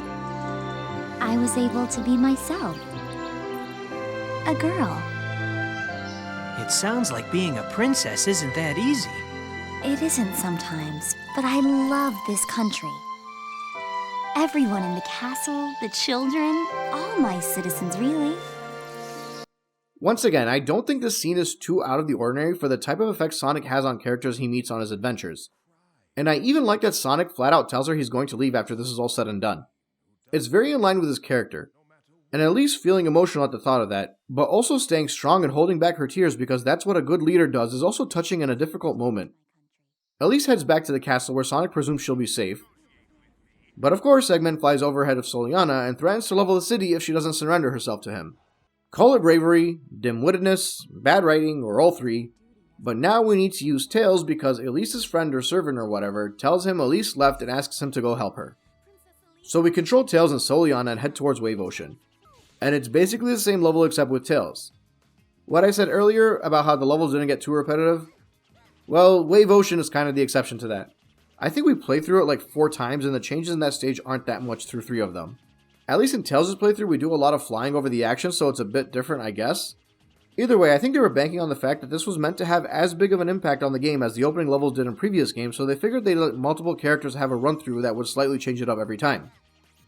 Anyway, we now find Elise once again listening to Eggman. This time, she seems a lot more sure of herself. She isn't just cowering and terrified like she was earlier in the game. He tells her he wants to obtain the power of Solaris and dominate the world in all of its timelines. And she just sort of stares at him. You can sense she's concerned, but you can also sense that there's some hope that Sonic will stop him. Because, well, she's been captured by Eggman like 10 times already, and each time she gets captured, Sonic saves her. After playing Wave Ocean with Tails, he's apparently caught up to Sonic, and now as Sonic, we need to head up to Castle of Soliana to save Elise. Which requires us to do a bit of searching around the hub world and complete a few trials to get us to the next action stage. The first trial requires the use of portals to get to the end of the level. You have to remember which portal you went through and try to make it through the correct ones in a row. If you select the wrong one, you have to start over. It's not super complicated, a bit of a time sink, but inoffensive padding, I guess. The next trial requires you to beat a bunch of robots without getting killed. This one is actually a bit more difficult because you have to carefully maneuver around projectiles since you don't have a safety ring to keep you alive. Honestly, the worst part of these trials is the amount of loading screens you have to go through every time you fail. Since I played Sonic's story first, this was the first instance where I actually was getting frustrated by the loading times. It's like every word of dialogue required a loading screen. I really wish you could just restart the trial. And what's worse is if you get a game over and didn't save, like I didn't, you have to work your way back across Soliana since the last save point was completing Wave Ocean with Tails. And even more so, the following stage, Kingdom Valley, with Sonic, I hated, and again, I forgot to save after doing these 3 trials. I had to repeat the trials again just to freaking get back to Kingdom Valley. It drove me insane. And it was at this moment that I understood why so many people hated the game's first impression. Because if you got a game over in Wave Ocean and had to redo the Ringtown mission because the game didn't autosave and you felt the frustration I felt later on, I could see someone rage quitting and deciding not to play the game again. This is unquestionably one of the worst aspects of this game. But it is what it is. You live and you learn. And after this moment, when I moved on to Shadow's and Silver's stories, I barely made this mistake again. I saved as much as I could. So I learned my lesson, and I moved on. Even though it's not a lesson someone should have to learn in a game made in 2006. Anyway, the final trial is dumb. You have to choose if you love Elise or Amy more. In most of this game, up until now, you can kind of ignore the love story. You can chalk it off as just Elise loving Sonic, which isn't that uncommon in the Sonic universe. You can even say the cringeworthy Amy and Elise discussions about who they like is in line with Amy's character and a one-off. But at this point in the game, they straight up put you in a trial called the Test of Love. Screw this game for that. Show, don't tell. I chose Amy though, because I know they want you to choose Elise, and this is my way of rebelling against the stupid concept. Anyway, we gain access to Kingdom Valley and see Sonic running towards a bunch of robots before having Silver jump in and help him. So let's backtrack a bit and see how Silver made it there. After returning from the past, Silver tells Blaze the Iblis trigger isn't Sonic the Hedgehog. Yes, I heard that the princess here left for Dr. Eggman's base in response to his earlier threat. What if his ultimate objective was to release Iblis? So this time, with Silver, we need to head to Kingdom Valley, which means completing a town mission where we have to keep Anna alive. It basically just means kill a bunch of robots and don't let her die. 5 minutes later, and you can enter the Jungle Hub world, and now it's Silver's turn to complete these trials. The first one is a test of friendship, which is just killing a bunch of bad guys to free Blaze. The second one is a test of memory, which is just a quick quiz that should be easy enough to pass as long as you've been paying attention while playing this game. And if not, just Google the answers. The third one is a test of heart, which requires you to defeat enemies without using any objects as weapons, so you either have to stun them or use their own projectiles against them. I actually kind of like this one. It added a different element of challenge that I'm used to with Silver's gameplay. Either way, the trials should be fairly simple to complete and allow you to take the Eagle and make your way towards Kingdom Valley.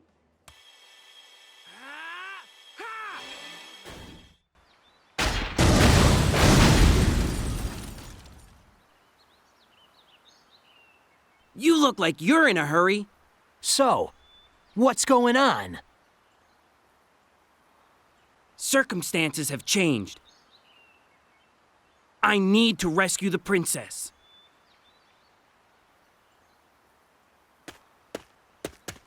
So this is now the penultimate stage in both stories. And man, were they both difficult for me. I'm not exaggerating. Each one took me over an hour to complete. Because all the deaths and game overs, how on earth did nobody warn me about this stage? And I can't even completely blame it on the Mach Speed section in Sonic's playthrough, although that did add a lot of frustration as well. In Shadow's story, I thought it was an average stage. In these two stories, it was my least favorite. In fact, if you ask me right now what's the one thing I'd remove from this game, it would legitimately be Kingdom Valley. God, it was hard.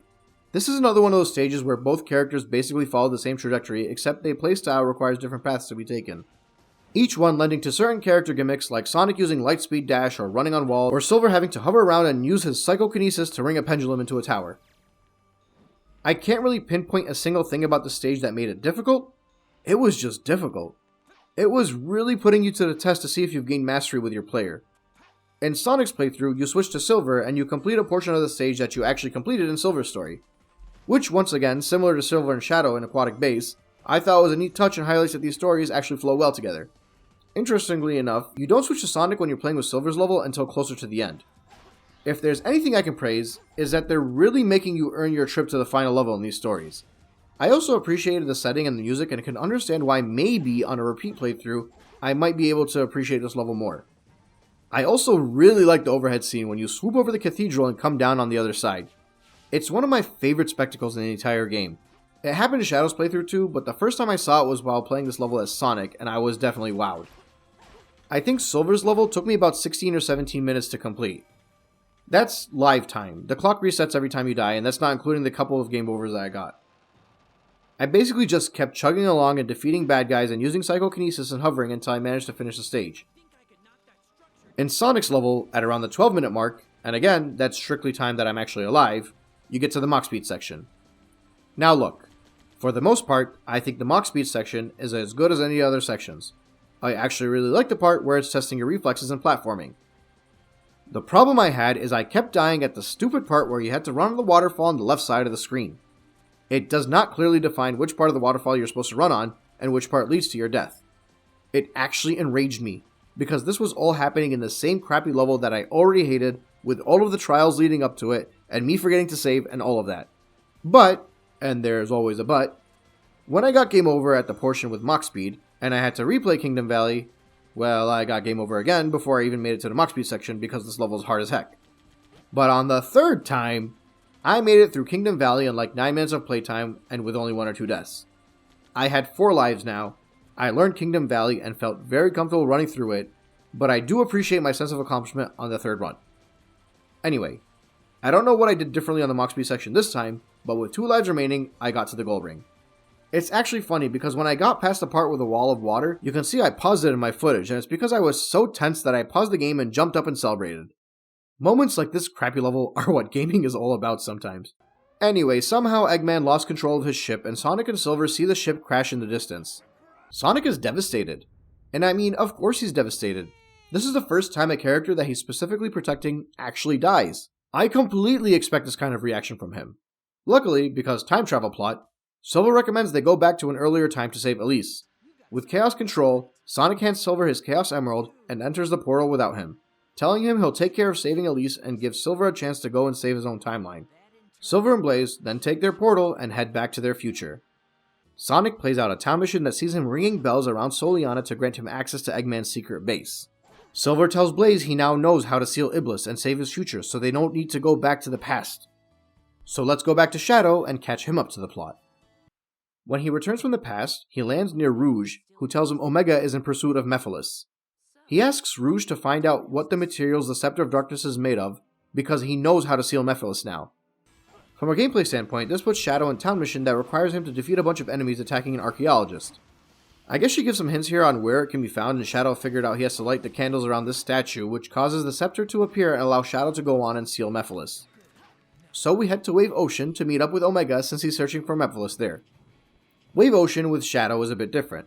You start off with a glider section, which is obviously pretty easy to get through even if you get hit a bunch. Then you play as Omega and go through the stage in a more traditional fashion. I've heard that Omega's speed is faster than Sonic's, but I didn't really put it to the test. You still have to do a lot more combat when you're playing as him, so you can't enjoy the speed anyway. Plus, you can hover over a ton of the action. After you get through Omega's section, you switch to Shadow, who has yet another one of his open areas. You find a closed gate with a checkpoint through it, so you need to figure out how to get through. Naturally, you'll think you need to kill all the enemies in the area. There's even a part where you get on the docks with more enemies that you might search to see if that's how you advance, and it'll even help you onto another elevated area in the section. At one point, strictly by luck, I noticed 4 boulders in a wall which I was able to run through and kill a bunch of bad guys that were guarding a switch. That switch is what opened the gate. So, I guess I'm lucky I found that switch pretty quickly and didn't waste a bunch of time like some other people might have. At the end of the stage, you get on this hovercraft and drive around until you find the gold ring, which might require a bit of searching, but if you look around enough, you should be able to find it eventually. At least that's what I did.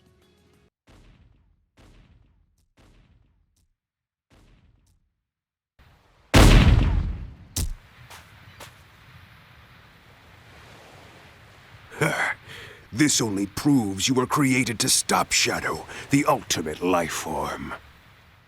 Don't tell me you didn't know. You may have been programmed by humanity, but what you did to Shadow in the future, that was your...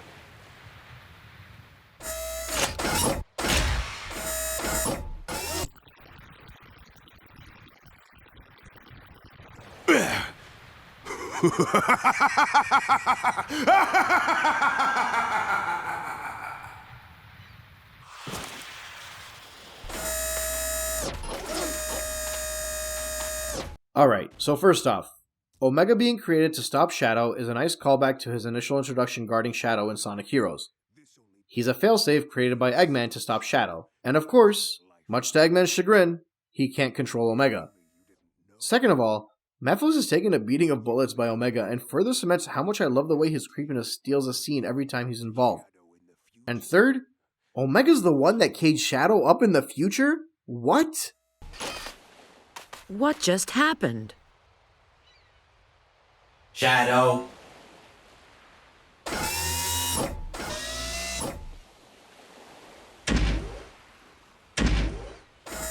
The one that defeats and seals you in the future is me.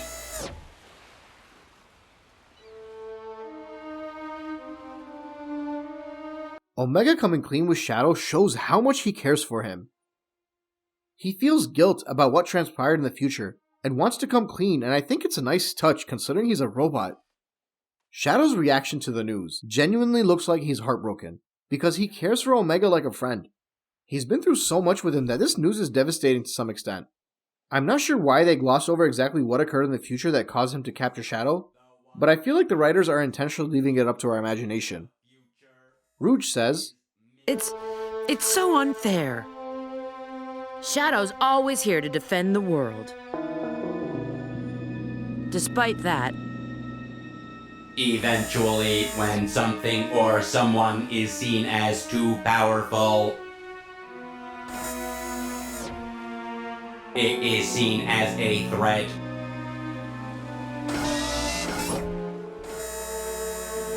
And then the world becomes its enemy. Which leads me to believe that with everyone in the world terrified, they all turned against Shadow. And depending on how much they turned against him, it might have led to Shadow retaliating to defend himself. He might have accidentally gone too far and caused some collateral damage that ultimately led to Omega taking the liberty to stop his friend before he conducts even more damage. I can see a scenario playing out that would satisfy the story.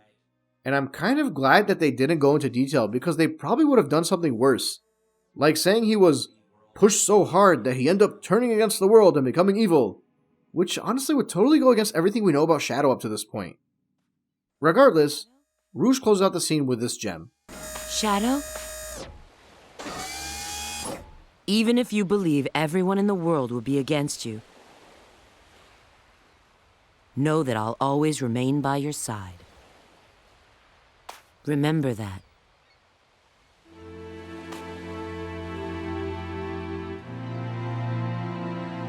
I will.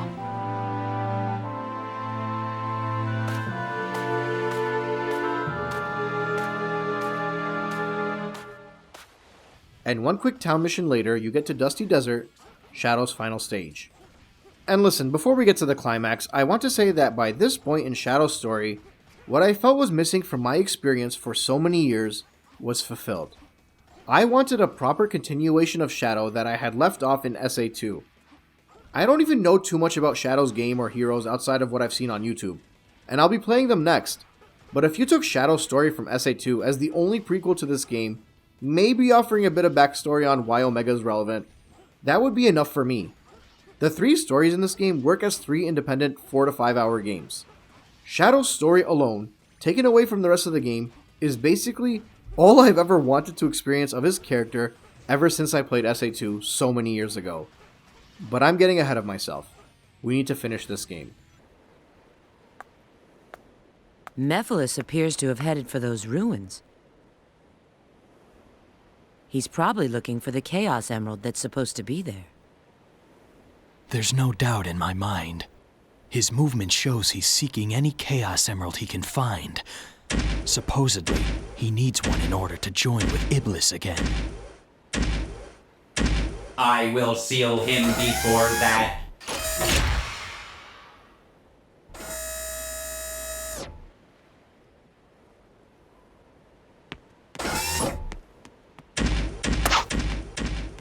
At this point, I don't have more to add. Shadow plays his version of Dusty Desert, complete with vehicles and combat and Omega sections. Silver plays through a 20-minute long flame core with a lot more psychokinesis-led combat and platforming and terrain manipulation, including a final section that meant you had to get right up to what is essentially the power that powers Iblis and destroy it.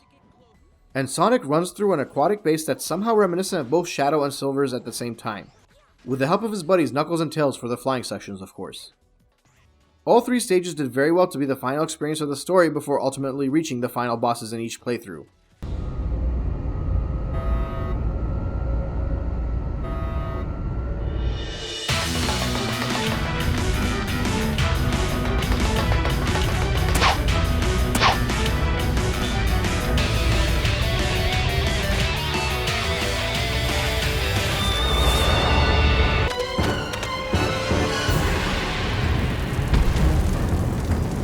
Come on, Iblis!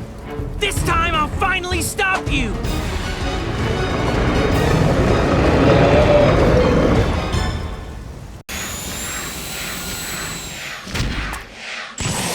Mephiles!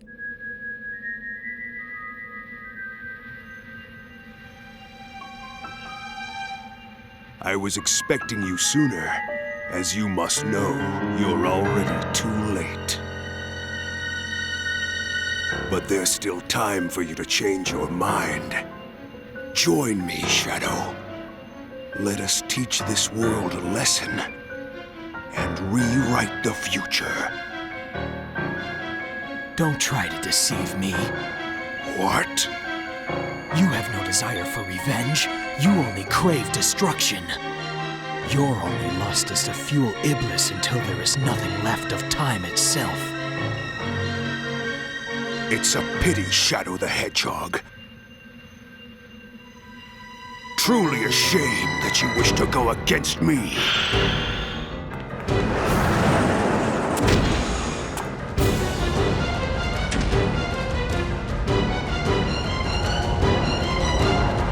Look, I could easily go through these boss fights individually, but I'd rather just let them play out for you because I don't think there's anything I could really add about the mechanics of these boss fights that I haven't already talked about previously in this game.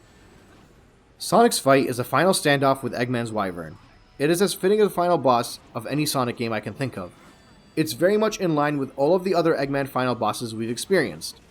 If you play Sonic's story alone, and ignore the random plot points involving Silver and Shadow, you land yourself a solid 5-hour adventure where Sonic, with the help of Tails and Knuckles, is set out to save a princess that he has a long-lasting effect on. You go through the action stages and continue dealing with Eggman and his robots. You get a very shallow story that is pretty much in line with every other staple in the series, a simple Sonic vs. Eggman adventure with the occasional hello and goodbye from his friends.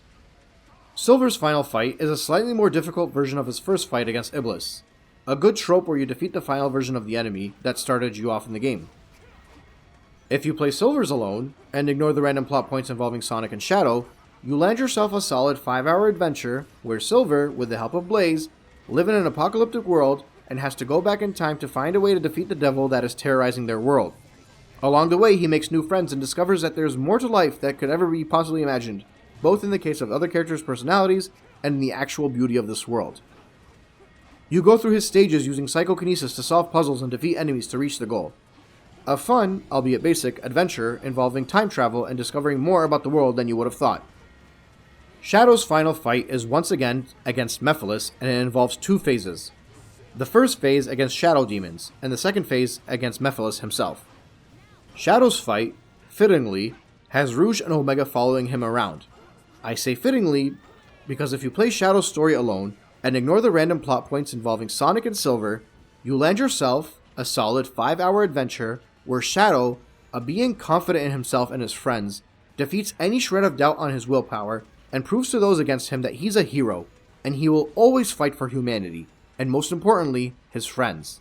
His friends play a significant role in his story because their relationship with Shadow is an integral part of his character. You go through his more difficult action stages using a combination of speed, combat, and vehicles to reach the end goals. A much deeper story than the other 2 games. A proper sequel to everything that's been built up for his character up until this point. And for me, the closure I've been looking for ever since I played Sonic Adventure 2 as a middle schooler. Quite frankly, all 3 of these adventures and stories can stand on their own. This is 3 games in 1.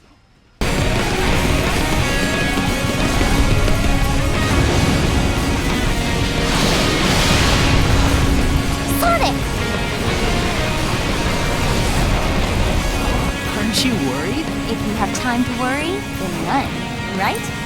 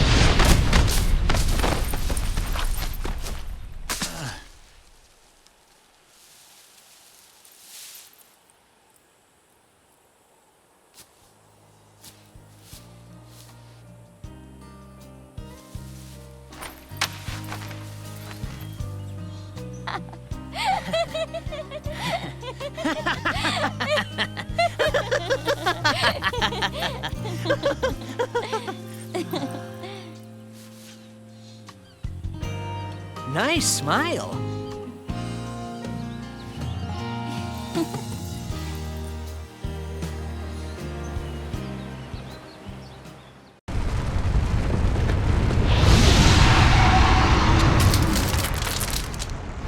Chaos Emeralds, lend me your power.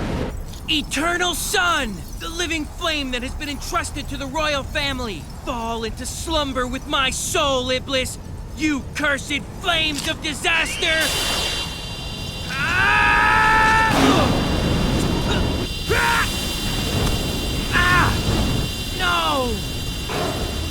won't it accept me as the vessel?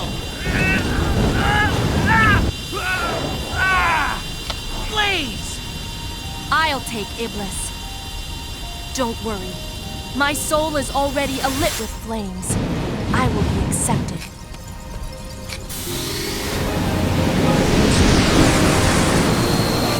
Come on, make it quick! Use your chaos control to stop time, then seal us into a different dimension! No! I can't do that to you! Didn't we already go through this? We agreed to save the world at any price!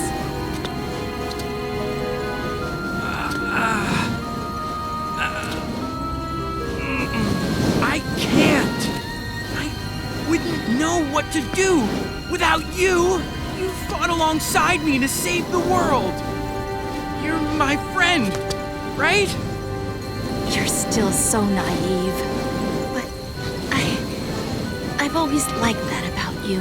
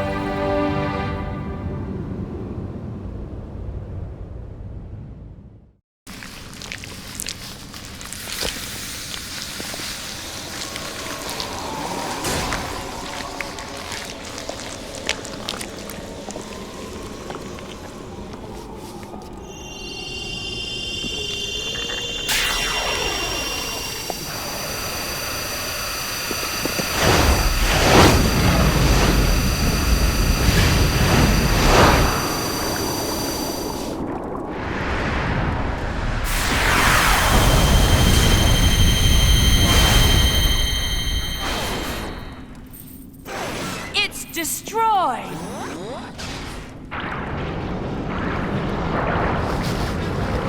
The Eye of Now absorbed your power through your shadow in the past. What may have worked 10 years ago no longer does.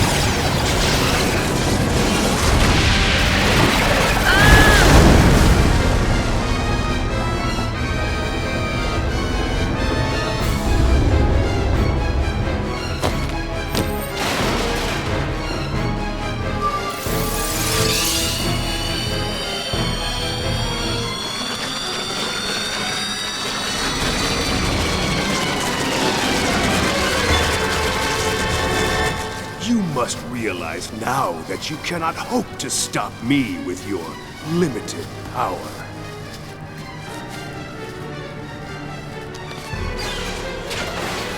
So you say. It's futile. The world will betray you. Why fight at all? Why risk your life for those who will persecute you later? If the world chooses to become my enemy, I will fight like I always have.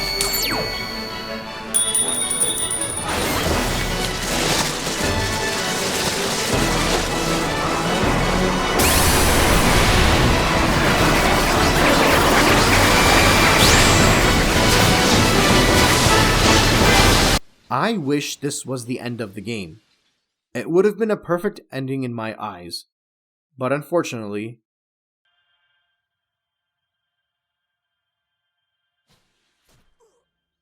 Do I really have to do this? Sonic is killed. Like, legitimately dead. Mephiles apparently wasn't defeated by Shadow. Maybe he was, but this is a different version of him? I don't know. Elise cries, and that releases Iblis from inside of her in a larvae state that allows Mephiles to merge with him. Yeah, shut up, that's my headcanon as to why they needed this version of Iblis specifically. Mephiles somehow teleports the emeralds towards him and merges with Iblis and becomes Solaris, which creates some kind of distortion that brought all of our protagonists together. prompting everyone a chance to see a literally dead Sonic, and react pretty accurately to how you'd expect them to be honest. We started with 9 characters. Blaze and Sonic are dead, so we have 7 remainings. We need to now gather the 7 Dragon Balls and wish Sonic back to life because apparently Elise can smell his essence in the wind that he's still somewhat alive or something. Also, apparently her ability to seal Iblis means she's able to revive him with the emeralds. One final stage. It sucks. I hate it. It's hard as heck. From a gameplay and story perspective, sure, it's fine. But considering the amount of excuses I made for this game during the regular levels, I can't make those excuses here. If the game wasn't so broken, I wouldn't even mind the stage that much. I'd welcome the challenge. But to have to last through all of this garbage without dying a single time in this buggy mess of a game? Sorry, that's where I draw the line. Actually, I drew the line before the last story even started because I felt like that's where everything started to fall apart. How the heck are you just gonna kill Sonic? Also, you could suddenly have Elise bring him back to life using the emeralds? By giving him the kiss of life, no less? Prior to the kiss, you could maybe pretend the romance thing was just a bit subtle and move on from that. Even in Elise's case, you could say Sonic saved her and probably moved on despite it being obvious that Elise had a crush on him and he had some kind of affinity towards her. But to straight up have her smooch him, which not only brings him back to life, but brings him back to life as Super Sonic? Yeah, this is where the story lost me. But then something happened and the game pulled me right back in.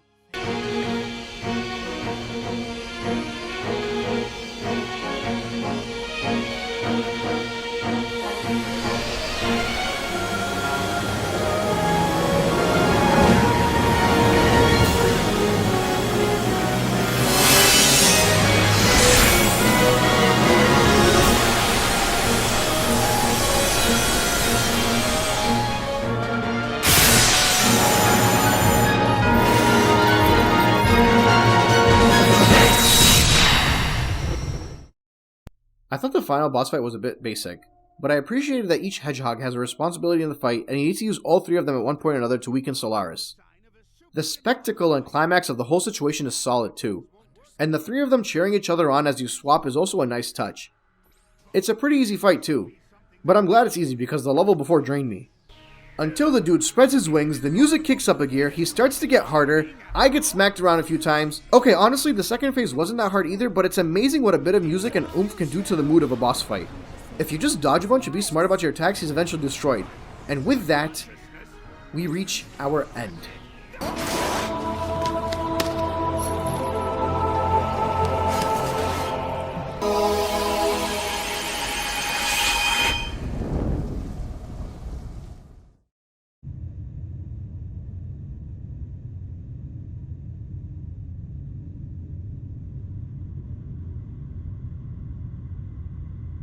Did you destroy it? No. That is the true Solaris.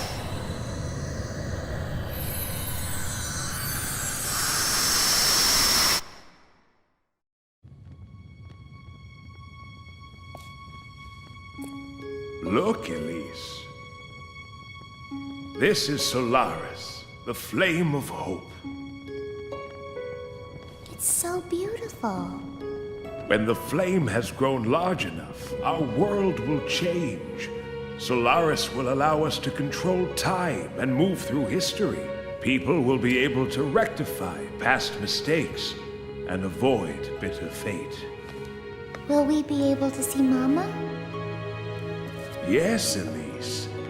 We'll both be able to see your mother once again.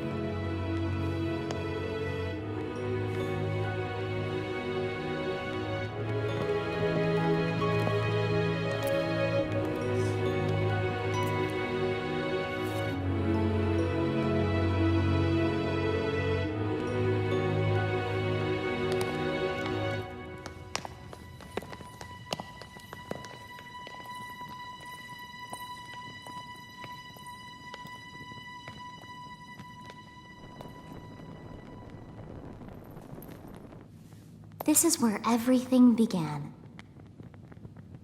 Who knew such a tiny flame could bring such devastation?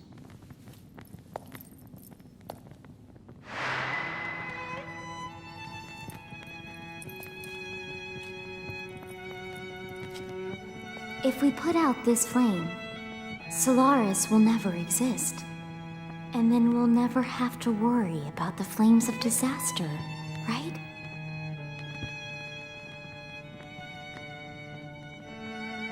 But our encounter... You and I will never meet. It will never have happened.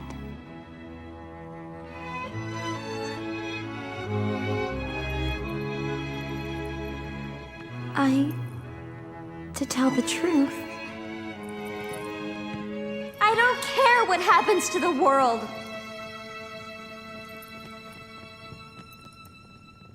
Elise, just smile.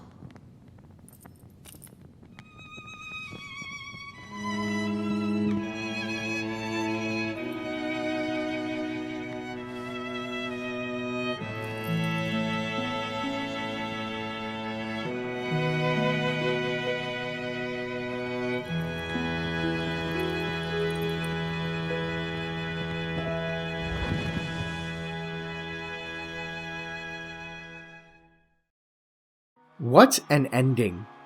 What a game. What a damn shame. I made it 15 hours until I had a genuine issue with this story. I made it 15 hours until I found a level that should legitimately have not been included in the game. For 15 hours, I had so much fun that I can tell you with complete confidence that I don't even need to play Project 06 to know that it would easily be one of my favorite games of all time, because the level design, presentation, and progression through this game is almost perfect in my opinion. There is so much I enjoyed about the story that the kiss at the end can't take away from me. Heck, even Sonic's death didn't destroy everything else I enjoyed about the story. The amount of plot holes that exist are so irrelevant to me because when I play a Sonic game, I don't expect perfect writing.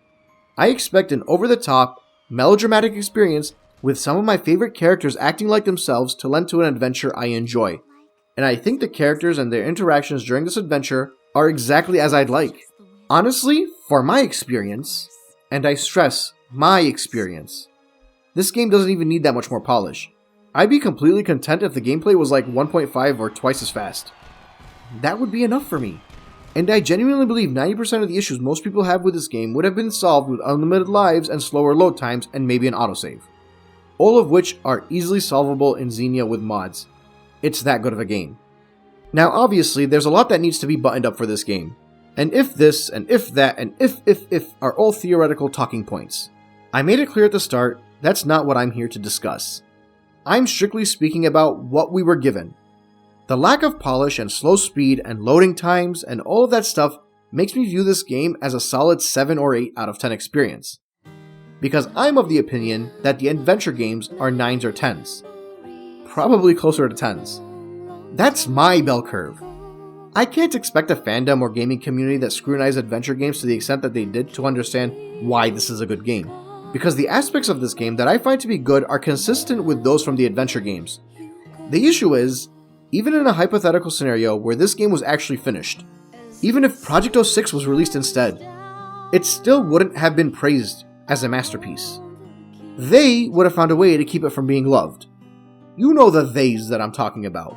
The ones that would scrutinize every detail of the story even though they think Sonic games shouldn't have a story and could skip all the cutscenes. The ones that think Sonic shouldn't have any friends or any alternative playstyles in a Sonic game. The ones that complain every time a voice actor is changed, or a name is localized differently, or a quill is lengthened, or a color is slightly altered. The ones that will go out of their way to look for every possible glitch and document it rather than play the games as intended and not run into those glitches. Later games lost so much of their spirit because of the theys. And honestly, I have animosity towards them now. I missed out on this experience for all these years because of them. It took a whole generation of people, a decade younger than me, to jump on YouTube and start talking about these games for me to go back and play them and realize these were exactly the games that I wanted, but I had left the series because I put faith in others that either wanted something different entirely, or, more likely, were just looking for the clicks. I'll close off with saying that in my Sonic Boom video, I told people that it was not the next Sonic 06. Sonic Boom is not nearly as glitchy as 06. It can hardly be considered a game that needs to be finished. It probably needs like a minute in the microwave, where Sonic 06 would need 8 hours in an oven. But Sonic 06 is a better game, because Sonic 06 has the heart, spirit, and soul of a Sonic game. Like I said, what a game. What a damn shame.